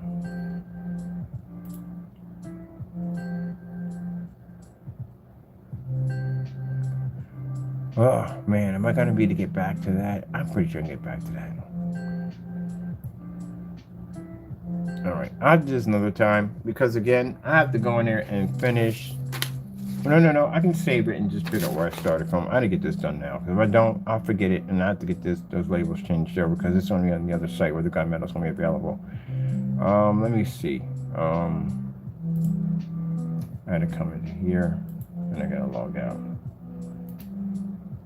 Alright, I'm going to go into my second site. And this is where we bring things down because we have weird people, stalkers. Yeah, I knew it. I knew it. The minute I started logging out, somebody popped in. And the minute I put the camera down, they logged back out. Weirdo. Weirdo. Popped in, thought you was going to get some information at the end of the day. You better stop doing the devil's work at the end of the day. Devil got something for you. Keep on playing around with him. Keep on playing around. Keep playing this game at the end of the day. He got something for you. I tell you, if the devil popped up and showed you what he really looked like, you guys would you'd be fighting to get into the church to get saved. If he popped up and showed you his true form, what he looked like, you come in there white as a ghost. Like, what the freak? Like, yeah, you saw it, didn't you? Mm-hmm. So it was whispering in your ear the entire time, having conversations and talking with you and telling you to do bad things at the end of the day. You saw what it really looked like. It showed what it looked like to you. You thought the movie called The Exorcist was bad. This ain't nothing. They made The Exorcist look like a freaking Disney movie.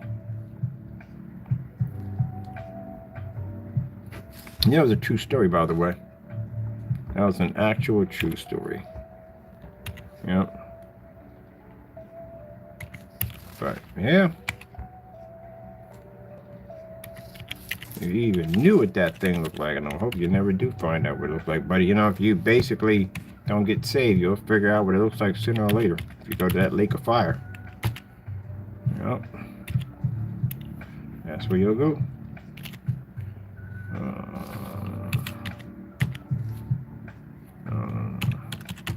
Look at it, I'm trying to figure out my keystrokes. Like, oh my goodness, my passwords don't go in here. They automatically click in. All I gotta do is by emailing, they pop in. Let me see. Yeah, that's done right there. Yeah, you better stop listening to that demon. He got something for you. See, look, Satan tell you to do something. Satan's gonna have somebody waiting for you when you get outside, or even inside. Doesn't make a difference, but he's gonna get you. And keep playing this game at the end of the day. You'll be out there, He'll be telling you to do stuff, and you'll be out there doing dumb stuff, and you walk outside, and he'll be messing with somebody else, and whispering in their ear too also too. Says, see that guy right there? I want you to go over and I want you to hurt him. Now, usually, not usually, Christians don't go through that, because at the end of the day, when Satan sees us walking out the door, he goes, yeah, he talks to another person, I want you to go over and hurt that person right over there. And God comes like, no, that's not going to happen. And God can change your mind in a hot second to keep you from doing anything stupid that will allow that demon to get you in trouble.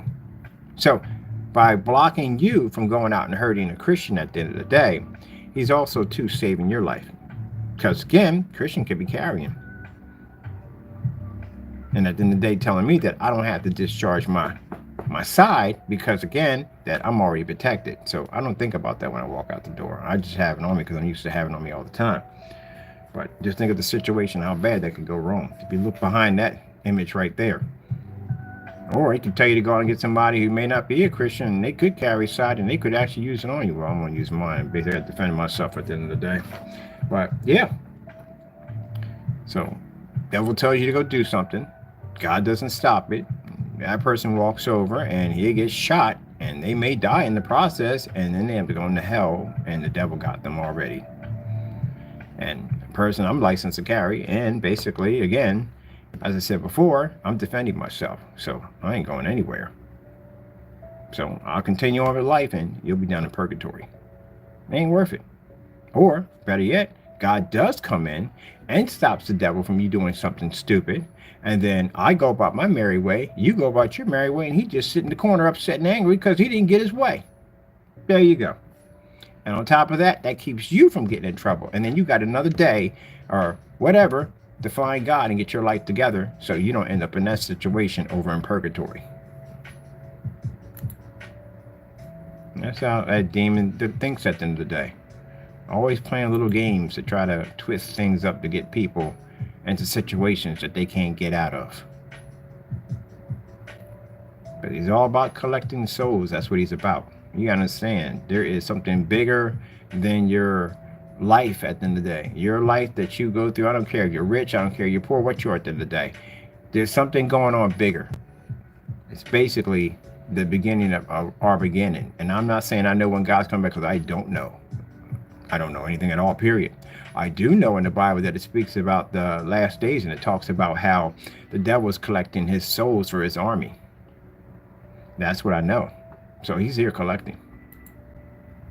He is definitely here collecting. And if he can get you to get murdered at the end of the day, or have somebody murdered you, and knowing that you're not washed in the blood, he got you. And that's what his plan is.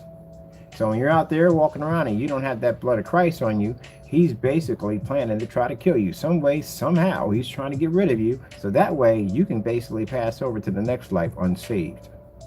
So he can get you. Don't worry about this, that, and the other. You need to worry about that. That's what you need to worry about. And you will never see it coming. That's the thing about it. You will never see it coming. Because you can't see him. This is an enemy you can't see. He can disguise himself as anything he wants to be at the end of the day. You can't see him. That's why you got to understand the big picture of it all. People sit back. When I lived in those violent neighborhoods, and I thought at the end of the day that it was all about the people. I didn't realize it was something behind the people that I was staring at. That the devil himself, I was watching him every single day in that neighborhood, and I didn't see him. All I saw was the people. I didn't see the demon that was in there controlling the people to do those things at the end of the day, and also controlling me. One big game at the end of the day, watching us wipe each other out and collecting our souls. That's what you see. And I said at the end of the day, you don't have to worry about Jill, Janet, Frank, and Gary, or none of them. You have to worry about that demon out there basically trying to figure a way how to kill you to get you down there with him. That's what you got to worry about. That's why get your protection first with the Lord. And you don't have to worry about that in the day. Because when I walk out that door, the devil knows who I am. He knows who I am when I walk out that door. Can't touch me. Can't put your hands on me. Can't do nothing to me at all, period. I'm protected by the blood. Even if he walked in here right now, I said, you got to go. In the name of the blood, the Father, the Son, and the Holy Spirit, you got to go. And you got to go. Man of God, you don't have no business here. Nope, he got to go. All right, let's go get these labels changed. People don't think about that. They think about this, that, and the world. No, no, no, no, no, no, no, no. You have to understand. The devil is out to take your life. As it says in the Bible, the devil roars back and forth like a lion, looking for whoever he can devour. That's his job. Take your life at the end of the day. How he takes it doesn't make a difference. He's just going to take it. And you will never see that enemy coming at you. You can have the best fortress, the best soldiers, the best guards, the best guns, whatever. It doesn't make a difference. If he comes for you, there's nothing you could do. You couldn't stop it if you wanted to. He could be sitting right next to you, and you couldn't do a darn thing. You could be the best trained soldier, whatever. It doesn't make a difference at all, period. You can't stop him. The only thing that can stop him is God. Because when he sees a Christian walking, he goes, oh, nope, nope, nope. I'm going in a different direction. I don't want no part of that. Because he knows what he's dealing with. You got to deal with God's archangels. But if he sees one that's unprotected, it's fair game. So that's what you got to worry about. Don't worry about this. Don't worry about that. You worry about that. That's when you think about. You know, that's what I thought about when I got saved and got my life together. Like, gee whiz, all that time I'm watching all that destruction. That wasn't even the people. That was the demon talking to the people. You know the difference between right and wrong. So it isn't like the devil can tell you to be evil. You're going to be evil automatically. You know the difference between right and wrong. You have an option to choose. If you see a bank there, you have an option to go in and rob it, or basically not to go rob it. You know the difference between right and wrong. So who is telling you to do the evil thing to rob the bank? That's the devil. And God is the one telling you not to do it, because again, you're going to throw your life away. You could get killed in the process. Anything could happen. Just leave it alone. So you know the difference. They talk to you every day. You get angry at a neighbor and you feel you want to go over there and you want to fight and carry on and act up and everything. You got to be careful. You got to be real careful, because the devil will mess with your emotions and get you to do things. And that's why I said I don't entertain him. I did used to entertain a thought, but I don't give him that emotion, you know. And he'll tell you at the end of the day. I've met plenty of people that were locked up with me that got into a scuffle with somebody, and the person fell and struck their head and they died. Now they went to jail for murder. Didn't even start off to be that way. Most people I talked off, it never started off to be that way. Some people did plan it, but some people didn't start off. It just happened to get from one situation to an even worse situation and end up getting a murder charge on them. Simple fight. Arguing with a neighbor. Got into a fight, and the guy struck him. He lost his foot, he hit his head, and he died. And I'm sitting here, he got murdered. His life is, hopefully he gets saved when he was in there. I met him only a couple of times. That's it. But hopefully he gets saved when he's in there, because the devil's in there, and he is. Well, now I've heard the devil talk to me, and I heard the Lord talk to me. Now, when I was a Christian, there was a time at my point that I did get in some trouble. I got myself in some trouble. I walked away from the church because of money. That's why I don't obsess over money anymore. I don't look at money as like I used to. So I'm not obsessed with that anymore because of what happened. I almost lost my salvation. I walked away from the church for money. And then and the Lord will talk to you. He'll talk to you. You can hear him. He'll talk to you. Ignore it. You know what I mean? The outcome is not going to go well. And sometimes he'll have that mercy for you. He'll have that mercy for you. Because if he didn't, I'd have been dead a long time ago in that neighborhood. I had plenty of people in there wanting to kill me. But I'll tell you about how merciful God is. Where even when you don't mind, you have to be sorry for. Don't do stuff and think that God's going to protect you. You can do whatever you want to do. No, it doesn't work that way. But there was a time where I had 3 of my friends, where I lived up in Strawberry Mansion. Was it Strawberry Mansion? No, it was Strawberry Mansion. I was up on Park Avenue. I was living up on that end. Still a bad neighborhood. But anyway, I was up on that end. And I had these friends. One of my friends was Dominican and Jamaican. And we went to New York City.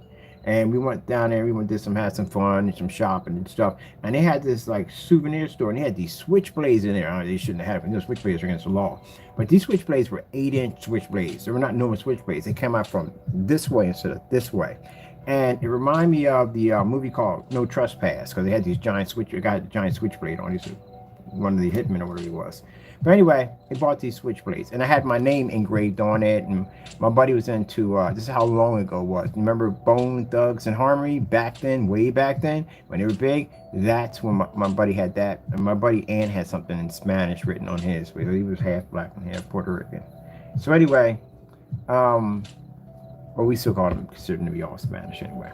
But anyway, so we all get these knives, right? It's Saturday, right? And then we go home, you know what I mean? We had fun and all. And then, you know, the next day, I'm going to go play some hockey because I was playing hockey at the time. So I put my my missions on, get all geared up. And I saw the blade sitting on a table.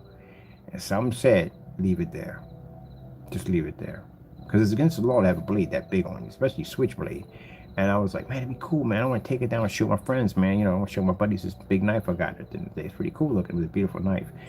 And the was like, no, leave it on the table and leave it there. And I got this sinking deep feeling, like telling me to leave it on that table. What did I do? I picked it up and put it in my pocket. I ignored him. So as I'm skating down to the park, I get down there, I get to the art museum. I'm about to hit West Village Drive to hit to the parking lot to meet up with the other hockey players. And as I start skating down, it's this couple along on a bike. And as I'm trying to get past them, it's a narrow, you've been to West River Drive, it's a little narrow path. And that narrow path covers everybody. Bikers, joggers, skaters, whatever, they're all that one little path. We just have to respect each other. And apparently they must have not been down there because everybody knows how to move out of the way, and they did not move. So I'm trying to skate past the guy, and I'm now going to bump into his wife or hit them and get into an accident. And the first thing I hear him say is, get out of the way, nigger. And boom, that triggered right in my head. And I pulled that blade and went right in front of his face and said, I've got you like a fish. Didn't think. Should have left it on the table. Yeah, you learn. So then when I get out there, I'm thinking nothing of it. They took off. I'm never going to see them again. Usually I'm never going to see people again anyway, you know. So I get down there, I'm at the boat arena, and I'm talking to my buddies. And next thing you know, I see this officer walking toward me. And I'm like, what the heck is going on here? So the officer says, sir, I need you to put your hands up on the boat. Hey, the boat's up there for the regatta. Put your hands on the boat. And I'm like, oh, man, you got to be kidding me. I look over and I see the couple over there. I'm like, damn it. I've been out for a while. I ain't getting no trouble. I've been keeping my nose clean, this, that, and the other. I had the same feeling when I went to go buy the knife. The same thing about picking it up, the same feeling when I bought the knife. You know you're not supposed to have that. You shouldn't have bought it. It's supposed to stay there. Don't get something else with your money. And I bought it anyway. I didn't listen. That's the devil telling me all this stuff. And I didn't listen. God told me not to do it. So then I'm getting on the boat arena. They basically putting the handcuffs on me. I'm pulling my earrings out because I got these big hoops and I'm going in the pen, so I don't want like a punk when I'm going in. So as I'm sitting down and I'm leaning against the cop car, they got the handcuffs on me. And then the officer comes over and looks at me and says, we're going to let you go. And I said, what you going to let me go for? I said, let me go. Like, you going to let me go? Because I'm kind of shocked. They got the blade on me. They got my description. The couple's right there. They press charges. I'm going up. And my dogs are at the house. I got to call my people, come take care of my dogs. And I'm thinking, all right, I messed my life up again. Like, I really got out and messed everything up again. I'm going back in. And as the officer took the handcuffs on me, they let me go. So I'm sitting out there, and my buddy was like, what the freak was that all about? I thought you was going to jail. I said, yeah, I thought I was going to jail too. Like, what the heck just happened? So the officer came up to me and said, I need you to lead a part. And I said, technically, now this is where I got, again, doing dumb stuff again. But it was true when I was saying, but still, I should have just left. But I ain't getting any trouble for that. I said, technically, you can't arrest me. You took handcuffs off me, so you can't tell me where to go, so I can sit wherever I want. So I'm going to stay right here. So the officer knew was right. He walked over there, but still being arrogant. But I was upset. But why am I upset? This is how Satan works. Why am I upset? I'm the one that pulled the knife out. I didn't have to put a knife. The guy called me the nigger at the end of the day. I decided to ignore it. All right, just leave it at that and just let them go. That's what I should have did. And if the officer told me to leave, I should have just left the park. I would have never got locked up to begin with if I didn't basically pull the knife out, and I would have never got locked up if I never took the knife off the porch, and if I never bought the knife to begin with when I was in New York City, and I bought something else which I should have bought. This would have never even happened. You think about all that stuff passing through your head about how Lord was trying to tell you and warn you, and the devil was in there talking to you at the same time. So as I'm sitting there and I'm a free man again, you know what I mean? And I'm happy for this. I'm curious what the heck happened because they had me. So a buddy of mine who's let's just say he's a computer programmer, a nicer way of putting it. And he basically had some system hooked up to his phone where he can basically change his voice, mask where the phone call was coming from. He called the district down there and found out the information I needed and came back and said, hey, the reason why you got let go is because the couple was from Washington, D.C. And they would have to come down here, which would be out of their jurisdiction. They would have to come down here to basically come down and for the charges and all that stuff like that. And they felt it wasn't worth it, so they dropped the charges. Now imagine thinking about that. We're in Philadelphia. Of all the people that I pull a blade out on, they're from Washington, D.C. If they were from down here in Philly, I'd be in jail.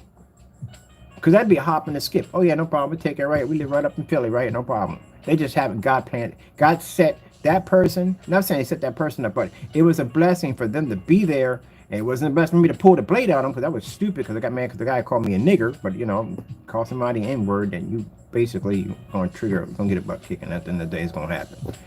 But it'd have been better off if I basically just would have just stopped the bike and fought him hand to hand, which would have been much easier. But yeah, that was just stupid. But anyway, long story short, they just happened to be from Washington, D.C. and it didn't go through. And I learned a valuable lesson from that situation that the devil is talking to me the entire time when God's talking to me. And I got to be careful because he will send things my way to try to make things rough in my life. And I got to be careful how I handle myself.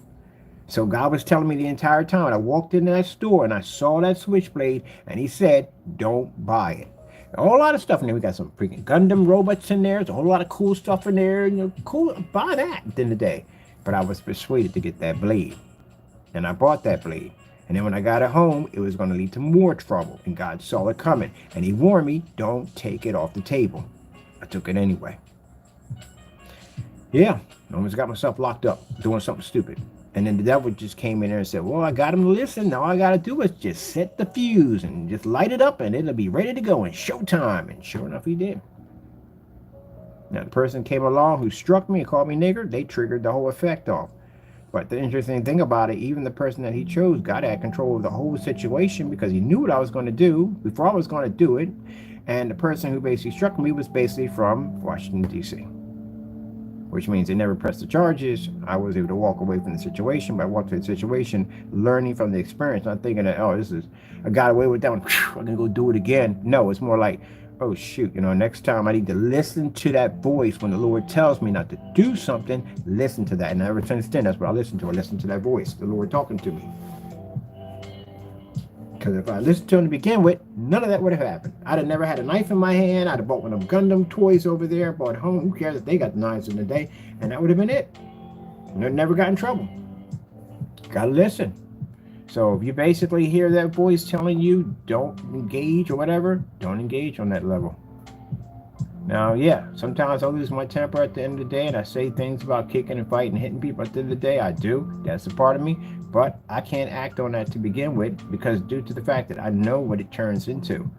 If it gets to a point, I'm talking about attacking somebody just for the sake of just attacking them. If I know basically if I see them on sight and I know they did dirty stuff against me and I'm going to attack them on sight, that's wrong. You just ask them for trouble. At the end of the day, ignore it and go about your business. That's it. But if a person's coming at you to put hands on you, then you need to defend yourself. Different between the two. So, yep. What do we do here on this one? Oh, yeah. We're on this section right here. So, yeah, you learn from those experiences. You do. You never forget that as long as you live. Never forgot that as long as you live. One of the things I never forgot either is basically don't threaten Christians. Very dangerous thing to do. Extremely dangerous thing to do. Because I did. I threatened a Christian. I actually threatened two of them. And I almost lost my life in one of them. One I couldn't do because, again, the Lord wasn't going to allow it to happen. I saw the power of God right there when I couldn't move in that church. But the other one, I almost lost my life in that one because I had a guy put a gun to my forehead. And I could see the bullets in the chamber of the gun. The revolver. And then right at him. All you had to do was squeeze that trigger and boom, I'd have been going. Came out of nowhere. Very same thing that I said to my brother-in-law is the same thing that happened to me in a second. It didn't take long. Oh, it didn't take long. I learned my lesson on that one. Yep. And I don't care. Even though I wasn't really saved I wasn't saved at all at the time.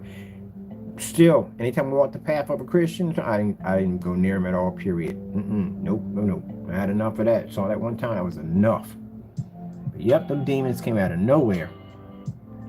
So I had mother was going to church on Sunday. She went to church every Sunday. She was blessed to get all her kids out of the neighborhood. None of us died. But I feel sorry for those mothers who basically the kids didn't grow up and didn't make it out of there. But we were blessed to get out of that situation. But did I upload the other one? I did upload it. That's the FLE-1 gallon. Okay, there we go. But yeah, I want to go out there and hang in the streets with my buddies. And who knows? Anything could have happened to me. You know what I mean? If I didn't threaten them, I still probably would have gotten killed. Anything could have happened out there to me. Who knows?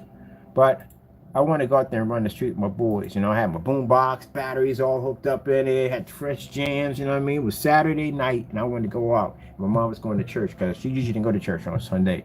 She was on Saturday. She went on Sunday. But they were having some special servant there. That's why they were called over. And I had plans. I was going to go out there and have some fun. I had my gear, my sneakers and stuff. I was going to hang out in the corner with my buddies. And my buddy had a boombox. I had a boombox. We had boombox battles out there and stuff like that. Who had the loudest boombox? Oh, it was so much fun. I remember that. The boombox battles. You would just put your boombox right next to another one and try to drown the other one out. Oh man, it was so much fun. But anyway, I was going out getting geared up, and I was going to meet with my boys first, make sure they were good, and then when we meet up, I was going to go back and get my box, because I'm going to walk around my box, I don't want to get jumped or anything. My people ain't around me. But anyway, so I'm coming in the house, got my gear and everything, I'm ready to go out and leave with my buddies, and we're going to meet up somewhere, talk before we go out and go do what we're going to do. So I come back in and I see my mom leaving out, and I was like, "Where are you going?" She's like, "I'm going to church. They have a special servant today, and I'm going to basically go down there and check it out." So I was like, "Okay." I said, "Well, I'm leaving out with my boys." And she was like, "Well, no, you ain't. You gonna stay right here, because last thing I need to do is come back and find out you got killed." And I'm like, "I don't get killed. I mean, come on, I got people out here. I'm good. You know what I mean? I'm good. I got this." And she's like, "No, you're gonna stay here." I'm like, "Ah," because we were supposed to go to a party after that. There's a dollar party was having. Some girl was having a dollar party. We'll go to that too. So I'm thinking, man, my whole day is wrecked, man. I'm stuck in this house, like I'm geared up, ready to go, and then I see, I'm thinking there's somebody else coming in, that one of my older brothers, which I can't get around one of them. I can't, they don't let that slide. They beat the crap out of me and drag me right back in the house. So I'm thinking it's one of them coming down, but it wasn't them. It was my brother-in-law, which was an easy pushover, because he's a real nice person. He's a very, very nice person. I just respect him. And I thought, man, I'm going to this party. I'm going to this party. Man, I'll do what I want to do. He can't stop me. He ain't family, but he ain't really going to do anything to me.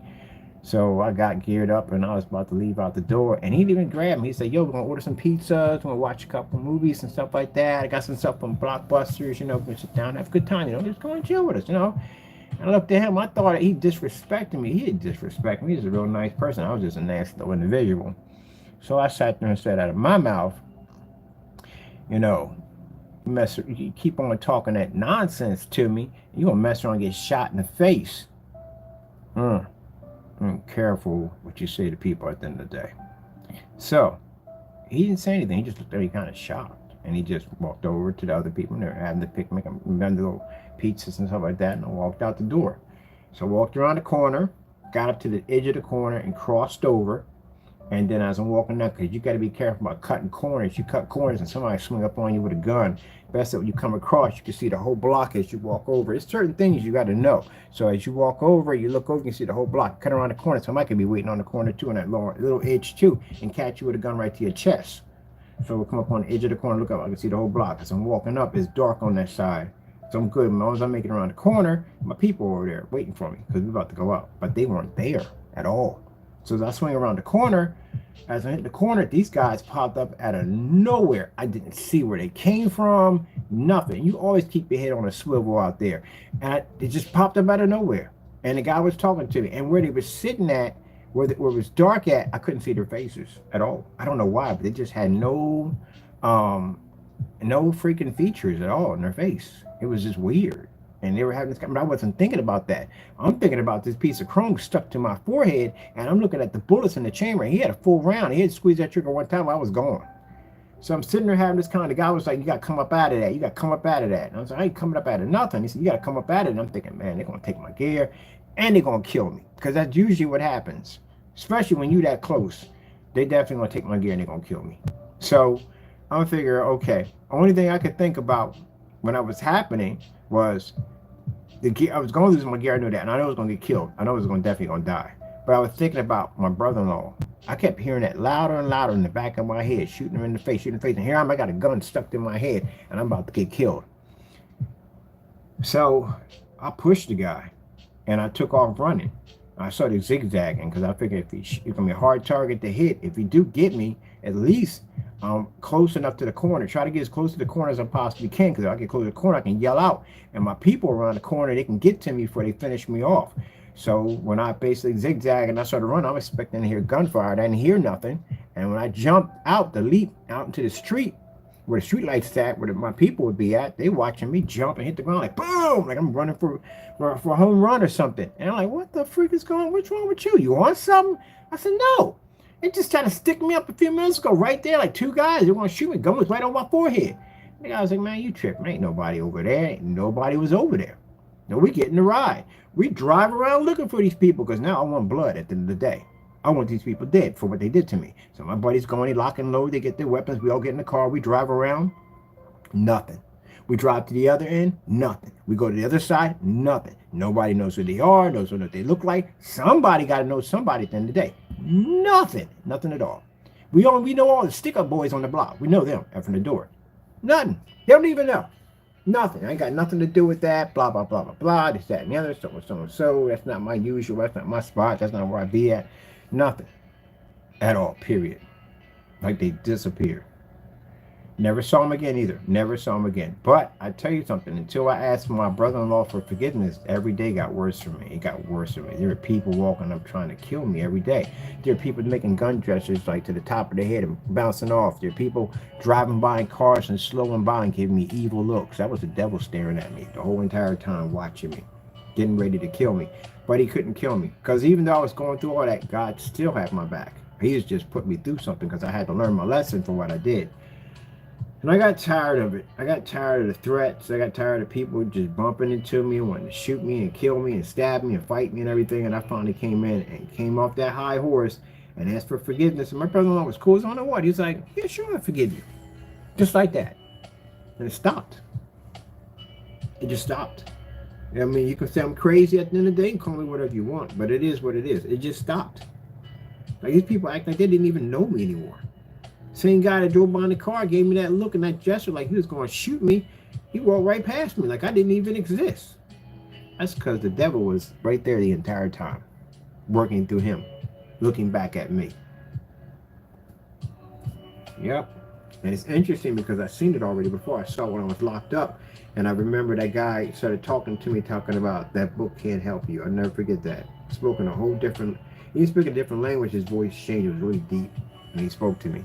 And then he went back. There was this real squeaky guy in the back talking and joking and laughing about something. He was a petty thief. But yeah, I'll never forget that. Yep. So I learned from that day on that be careful on how you treat a Christian. Even if me and a Christian get in an argument, and I've gotten an argument one time with this guy from the church, we got a little argument back and forth, and I said, you know what? What are we arguing for at the end of the day? Let's work together. Let's try to work this out, because that's what the devil wants. The devil wants to see two Christians fight with each other. That's what they want. Let's don't give the devil that pleasure at the end of the day. Let's work this out. And that's what we did. We worked it out. Okay, let me see. We need to figure out what my label went to. Mabel, extra labels. All the racket with all them brackets.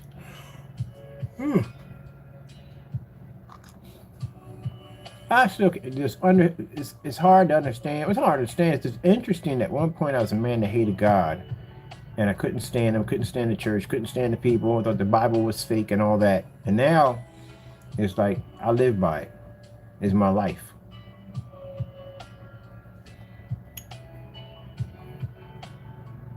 And if anyone ever asks me what's the biggest regret I have in life, is not getting there faster. That's the biggest regret I have in life. Wish I'd have known God. That's not it. I wish I'd have known God sooner. But better late than never, right? Let me see. I think it's in this one right here. It's one of these. Okay, not that one either. Where did we put that picture at? Oh, crap. I gotta figure out where I put it at.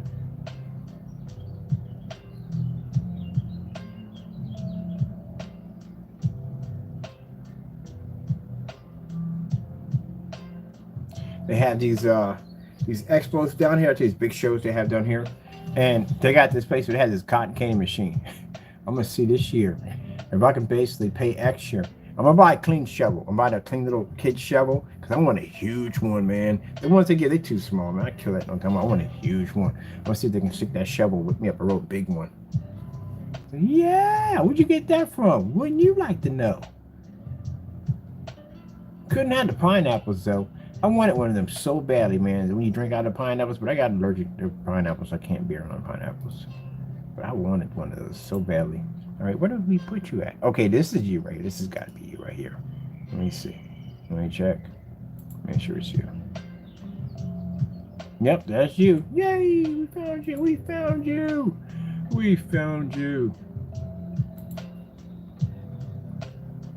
That's what happens when you save things to your computer. Your computer says, save it here. And you come back to find, like, where's it at? Like, I don't know. Where's the last place you put it? You're the last one who had it. All right, we got it here. This is the gunmetal technology. Boom. Oh, thank you, Jesus. It's all my Lord in the day.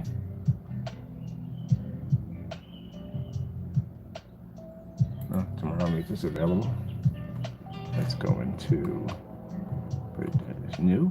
Do we have one for new? Yeah, we should have new. Yeah.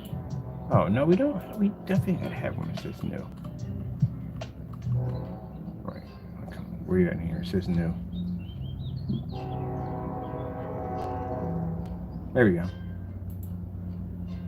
Right. Still 1 gallon. And your new label is on you. You're good to go. Here's 24.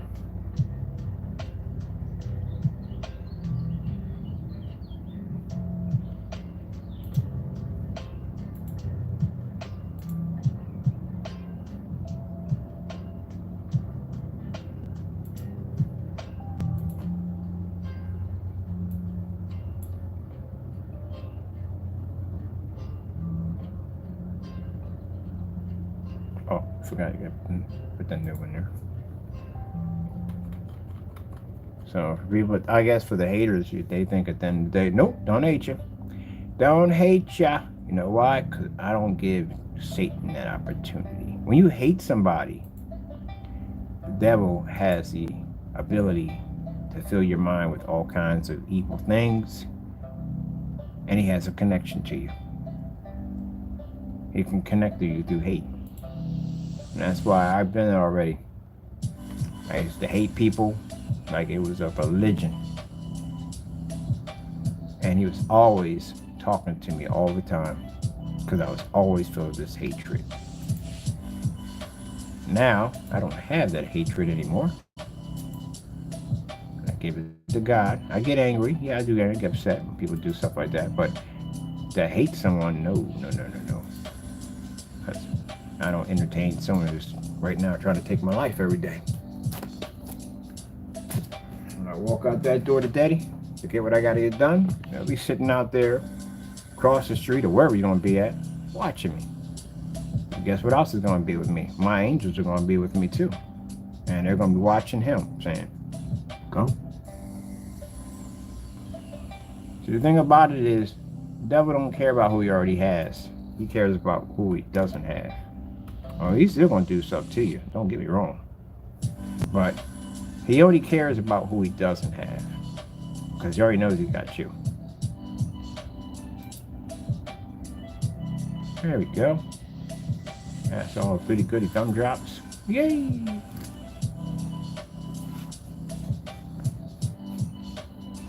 Right now, I got an urge for a bag of onion rings. Should be having soda though. But I want a cream soda. Cream soda and a bag of onion rings. That's all I want. So I'm just on you for. All right, that's good to go.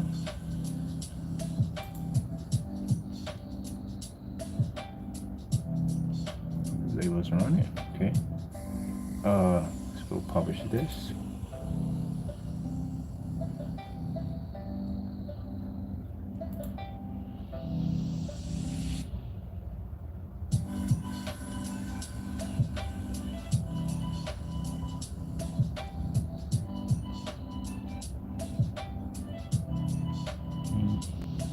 Okay, that matches what it says on there. Okay, cool.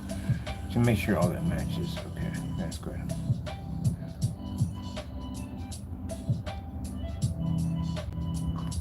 Okay, do we have it in here?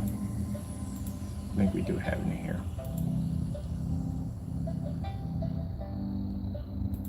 Okay, that's the old label. Gotta put the new label in.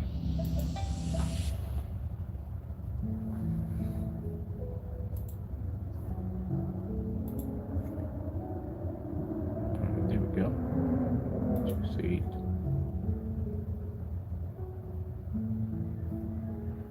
And let's see if we have anything on the front page.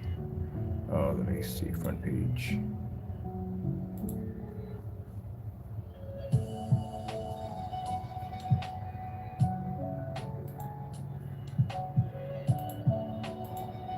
What do we have in here? We have an image. Oh man, yeah. So my logo itself has an image player behind it. Forgot we had all these pictures in here. Oh, I tagged them all too. Oh yeah, that's what I was asking. I did tag all these. Jeez, man, it's a lot of work. How many people? 34. The other one has 239. I got to do all of them. I got to stop at 104. Yeah, that's what I'll be doing today. I'm gonna crack open a bag of chips, eat that, and then I got to be outside today because the weather should be good. We should be up. If we didn't get any rain, hopefully we didn't get any rain. I want to be outside at 5 o'clock. The reason I want to be outside at 5 o'clock because I was outside at 5 o'clock. We don't generate our screens until 6. But when I had the portable projector, it pulled. And I'm like, huh? And I'm thinking like, okay, I got to see it. It's just a test run. I'm not 100% sure, but I just want to make sure that this thing pulls at 5 o'clock on the gunmetal outside.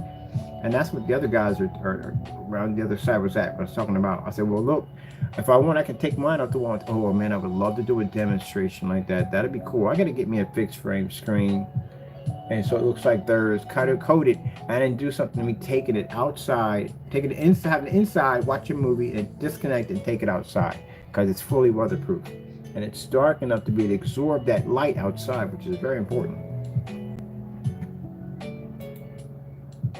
So it's on there. That's good. And I love the fact that it's affordable. It's super affordable. So that's why it's important that if we do a demonstration on a product and we say, okay, it's the most advanced gunmetal, we can't say that. Honestly, can't say that.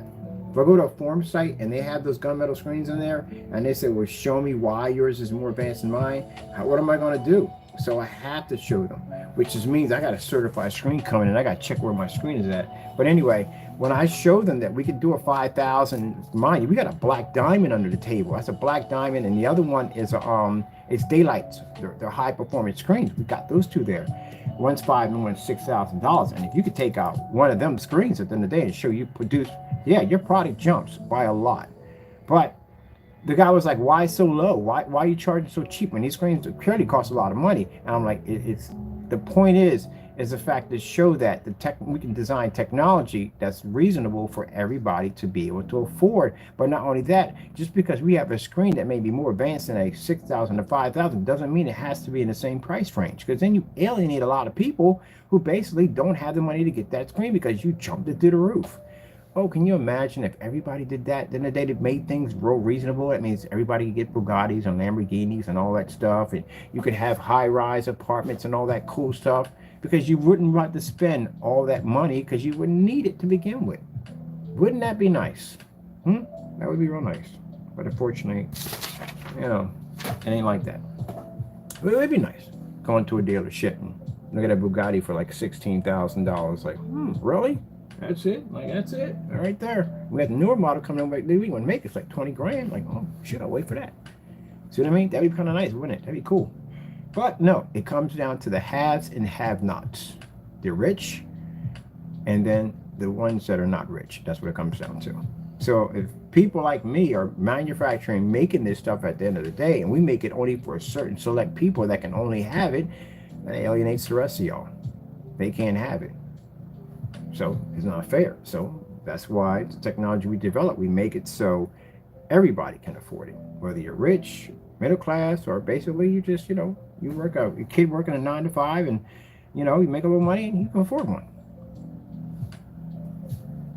So no matter what we design and what technology we design, we're going to start basically, I want to get to a point where I have a high-tech screen at $100 to have that kind of technology.